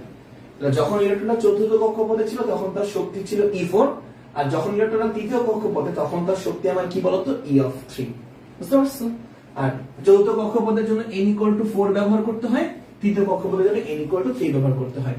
আচ্ছা তাহলে আমরা E এর ফর্মুলা লিখি, E এর ফর্মুলা তাহলে E কত বলতো, অন্যটা ইউজ করি, E তোমার -m e⁴, দেখি না ভাই ইলেকট্রন বলতে কি জুলে কনভার্ট করব কেমনে, জাস্ট ইলেকট্রনের চার্জ দিয়ে গুণ করে দিবা, জাস্ট ইলেকট্রনের চার্জ দিয়ে গুণ করে দিবা, আর কিছুই না। ভাই E4 হচ্ছে, ও E4 এর মানটাকে আমি ভুল লিখছি, E4 এর মানটা, আচ্ছা E4 এর মানটা মনে হয় কেউ যদি ভুল বলছিল, একটু এটা ঠিক করে নিচ্ছি, যা আসবে তা আমি তো ঠিক মতোই লিখছিলাম না। E4 এর মানটা মাইনাস তোমার কত ছিল 0.85, হ্যাঁ মাইনাস 0.85 আসছিল হচ্ছে E4 এর মান, এত ইলেকট্রন ভোল্ট। বুঝছো? আচ্ছা আমরা E3 এর মানটা বের করি, নিয়মটা তো বুঝতে পারছো না? EV মানে ইলেকট্রন ভোল্ট। আচ্ছা তাহলে আমরা আবার সূত্র লিখি, me e to the power 4 z square আর n স্কয়ার মানটা বসাবো না, z স্কয়ার ডিভাইড বাই হচ্ছে আমাদের কি h square epsilon not square, আর এখানে হচ্ছে আমার কি বলতো n square. Just z square আর n স্কয়ার এর মানটা বসাবা না, এটা না বসাই পুরোটা ক্যালকুলেশন করতে থাকবা। ঠিক আছে? দেখো এবার আমরা তৃতীয় কক্ষপথে, যখন ইলেকট্রনটা তৃতীয় কক্ষপথে, যে এই জায়গাটায় তৃতীয় কক্ষপথে, তখন তার শক্তি বের করতে হবে। তাহলে খেয়াল করবা একটু মন দিয়ে, তাহলে E3 হবে তৃতীয় কক্ষপথে ইলেকট্রনের শক্তি E3, তাহলে E3 ইকুয়াল টু হবে, খেয়াল করবা E3 ইকুয়াল টু হবে মাইনাস me ইলেকট্রনের ভর 9.1 into 10 to the power minus 31 KG into e to the power 4, মানে হচ্ছে ইলেকট্রনের charge 1.6 10 to the power minus 19 to the power 4। আর z স্কয়ার মান আমরা বসাবো না, z টা z এর মতন থাকবে, z square divide by h square epsilon not square, h square কিন্তু h মানে প্লাঙ্কের ধ্রুবক 6.636 10 টু দি পাওয়ার হচ্ছে মাইনাস 34 জুল সেকেন্ড। এটাকে আবার স্কয়ার করবা, h square epsilon not square, epsilon not হচ্ছে আমার 8.854 into 10 to the power minus কত বলতো 12, তাকে আবার কি করব স্কয়ার করব, কিন্তু আমরা n স্কয়ার মানটা বসাবো না। দেখো n স্কয়ার মানটা আগেও, এবার n স্কয়ার মানটা কিন্তু আমরা বসাইনি। এবার কি করব, সবগুলো সংখ্যার পরিবর্তে মাইনাস 13.6 লিখবা, E3 মাইনাস 13.6 লিখবা সবগুলো সংখ্যার পরিবর্তে। আর তুমি তো z স্কয়ার আর n স্কয়ার মানটা বসাও নাই, z স্কয়ার বাই হচ্ছে কি বলতো, বাই হচ্ছে আমার n square, z square by হচ্ছে n স্কয়ার। তাহলে এখান থেকে খেয়াল করবা 13.6 কিন্তু 13.6, তো E3 মানটা আসবে হচ্ছে মাইনাস 13.6 উপরে z স্কয়ার, z এর মান কত 1 বসাবা, 1 divide by n square 3 square, কত আসে মানটা বলো, কত আসে E3 এর মানটা, E3 এর মানটা কত আসে বলো, E3 এর মানটা মাইনাস 13.6 কিন্তু ফিক্স, বুঝছো? Minus 13.6 z square by n square, z এর ভ্যালু 1 ইনপুট দিবা, z এর ভ্যালু 1 আর n তো তোমার কততম কক্ষপথ 3, কত আসে, হ্যাঁ কেমিস্ট্রি ম্যাথ ফিজিক্স তো আসে। E3 আসছে কত মাইনাস 1.51, ওকে, তাহলে E3 আসছে হচ্ছে মাইনাস 1.51 এত ইলেকট্রন ভোল্ট, ওকে, মাইনাস 1.51 এত ইলেকট্রন ভোল্ট। তাহলে পেয়ে গেলাম E1 এবং E3 এর মানটা পেলাম হচ্ছে কত, আচ্ছা দুটো মানে আমরা পেয়ে গেলাম। আয়েশা জান খুব সুন্দর করে বলে দিছে, আমি তাহলে না লিখলাম, খুব সুন্দর করে বলে দিছে, এক্স্যাক্টলি আয়েশা জান না, অসাধারণ ভাবে ভালো করে বুঝতে পারছি এইটুকু। আচ্ছা এবার একটু দেখবা একটু মন দিয়ে, সেটা হচ্ছে যে আমরা দেখতে পাচ্ছি এটা ছিল আমার তৃতীয় কক্ষপথ n equal to 3, এটা ছিল, আর এর পরেরটা হচ্ছে আমার চতুর্থ কক্ষপথ n equal to 4। মনে রাখবা উচ্চ কক্ষপথ থেকে যখন ইলেকট্রন নিম্ন কক্ষপথে আসে তখন সেখান থেকে ফোটন কণা নিঃসরিত হয়, কেমিস্ট্রির কথা। খেয়াল করবা আমাদের ইলেকট্রনটা ছিল উচ্চ কক্ষপথে, এখানে তার শক্তি ছিল E অফ কত বলতো 4। এই উচ্চ কক্ষপথ থেকে ইলেকট্রনটা জাম্প করে যখনই নিম্ন কক্ষপথে চলে আসলো, নিম্ন কক্ষপথে এই জায়গায় চলে আসলো, যখন কিনা ইলেকট্রনের এনার্জি E অফ 3, যখন উচ্চ শক্তি স্তর থেকে নিম্ন শক্তি স্তরে ইলেকট্রন নেমে আসে তখন সেখান থেকে ফোটন কণা বা আলোর কণা বাইরে বের হয়, ফোটন কণা বা আলোর কণা বা আলো বাইরে বের হয়, ফোটন কণা বা আলোর কণা বাইরে নিঃসরিত হয়, এই পরমাণু থেকে বাইরে বের হয়। সেই ফোটন কণার এনার্জি যদি E হয় সেটা হবে হচ্ছে দুটো শক্তির পার্থক্য, অর্থাৎ E4 minus E3, E4 minus কত বলতো, E4 মাইনাস হচ্ছে E3, দুটো শক্তির পার্থক্য। তাহলে এই ফোটন কণার এনার্জি বা শক্তি হচ্ছে আমার E, দ্যাট ইজ দুটো শক্তি স্তরের হচ্ছে শক্তির পার্থক্য E4 মাইনাস E3। তাহলে আমরা ফোটন কণার এনার্জি বা E মানটা বের করতে পারবো E4 মাইনাস E3। তুমি E4 এর মানটা বের করছো, খেয়াল করবা E4 এর মানটা হচ্ছে মাইনাস 0.85, এটা হচ্ছে আমার E4 এর মান, E4 এর মানটা মাঝখানে সূত্রের মাইনাস মাঝখানে, আর E3 এর মানটা কত বলতো মাইনাস 1.51। তাহলে এখান থেকে তুমি E এর মানটা বের করতে পারবা, E এর মানটা বের করতে পারবা কত আসে বলতো,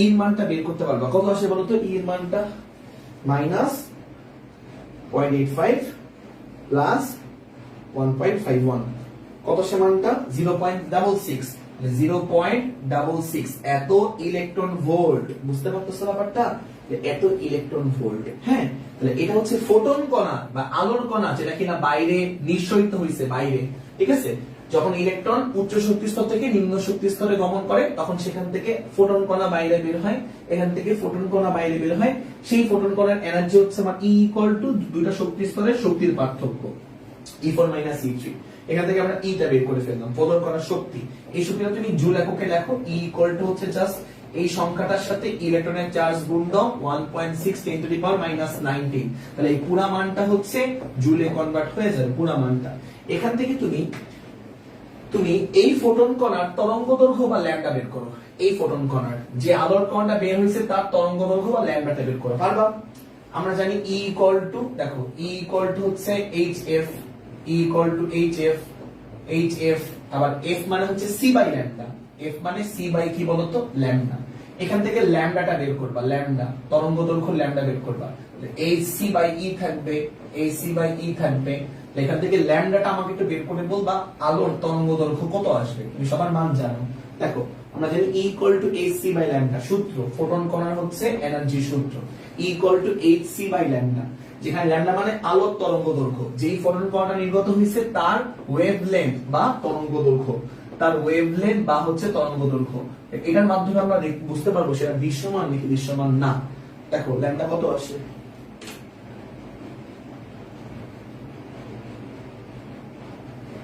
বলো কত আসে এখান থেকে দেখছো মানে ব্যাপারটা বুঝতে পারতেছো ফোটন কণার শক্তি আসছে হচ্ছে এইটা আচ্ছা আমি একটু আলাদা করে দেখাই দিই এটা হচ্ছে আমার ফোটন কণার শক্তি E = কত এত গুণ হচ্ছে 1.6 × 10⁻19 ঠিক আছে এই মানটা আসবে হচ্ছে 1.056 × হচ্ছে তোমার 19 জুল এখান থেকে E = ac বাই ল্যাম্ডা আমরা জানি সূত্র এখান থেকে ল্যাম্ডা বের করা যায় ac বাই হচ্ছে E ঠিক আছে ল্যাম্ডার মানটা বের করা যায় কত আসে বলো ল্যাম্ডার মানটা এখান থেকে ল্যাম্ডার মানটা কত আসে আমাকে একটু বলো আমি এখান থেকে কি ল্যাম্ডার মানটা বের করে বলবো এখান থেকে কি ল্যাম্ডার মানটা একটু বের করে বলবো আচ্ছা এখান থেকে একটু ল্যাম্ডার মানটা বের করে বলি কত আসে দেন আমি একটু ব্যাখ্যা করার চেষ্টা করি সূত্র হচ্ছে আমার ল্যাম্ডা = ac বাই e সূত্র ঠিক আছে সবার জানার কথা এই সূত্রটা ঠিক আছে এই E = ac by lambda lambda = ac by e তাহলে অতএব ল্যাম্ডা খেয়াল করবা lambda = ac by e h প্লাঙ্কের ধ্রুবক 6.636 ×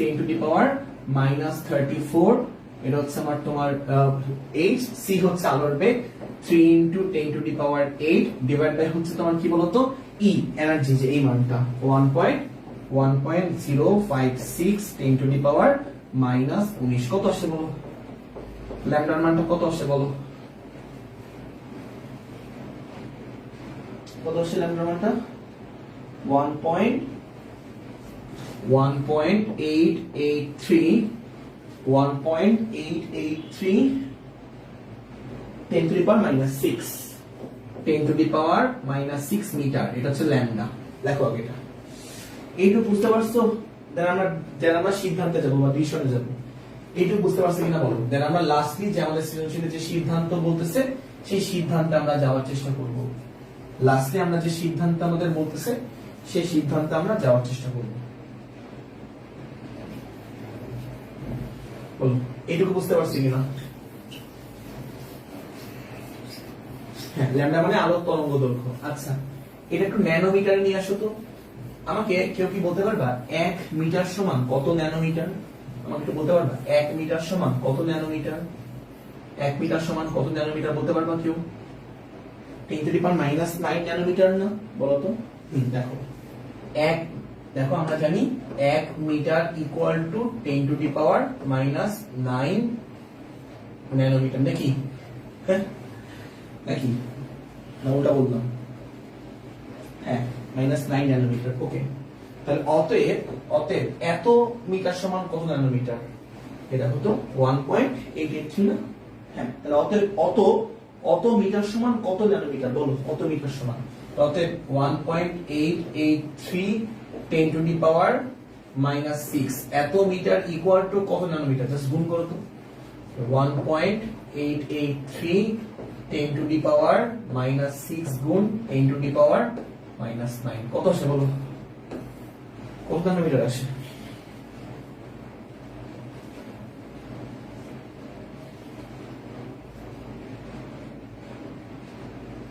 এই ভুল হয়েছে কিন্তু, 1 মিটার সমান হচ্ছে 10⁹ ন্যানোমিটার। ভুল হয়েছে কিন্তু, 10⁹ ন্যানোমিটার প্লাস 9, বুঝছো?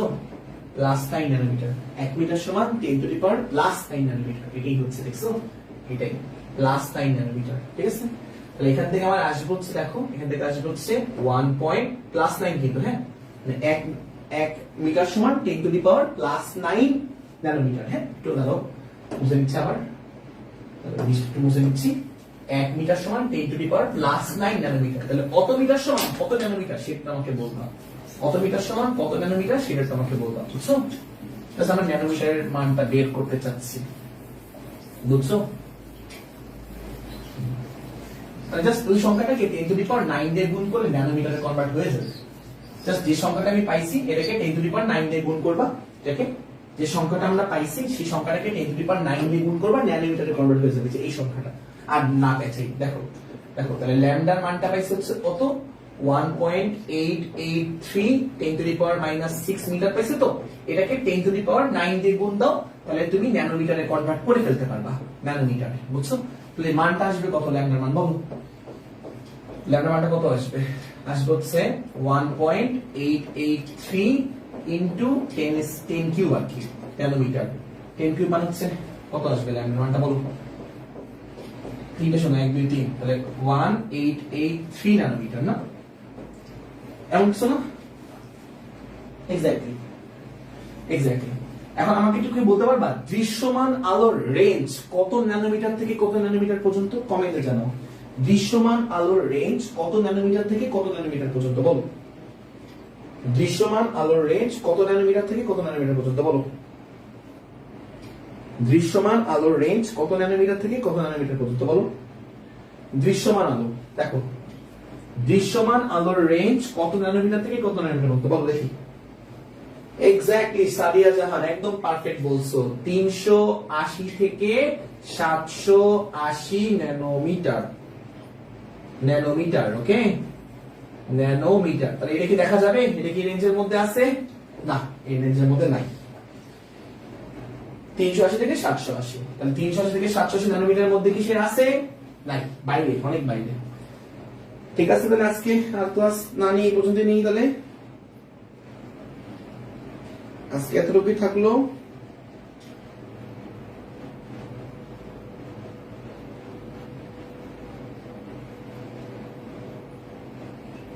ঠিক আছে, তাহলে ভালো থেকো, হ্যাঁ, আমার জন্য দোয়া করো। বেস্ট অফ লাক, ঠিক আছে? আসসালামু আলাইকুম।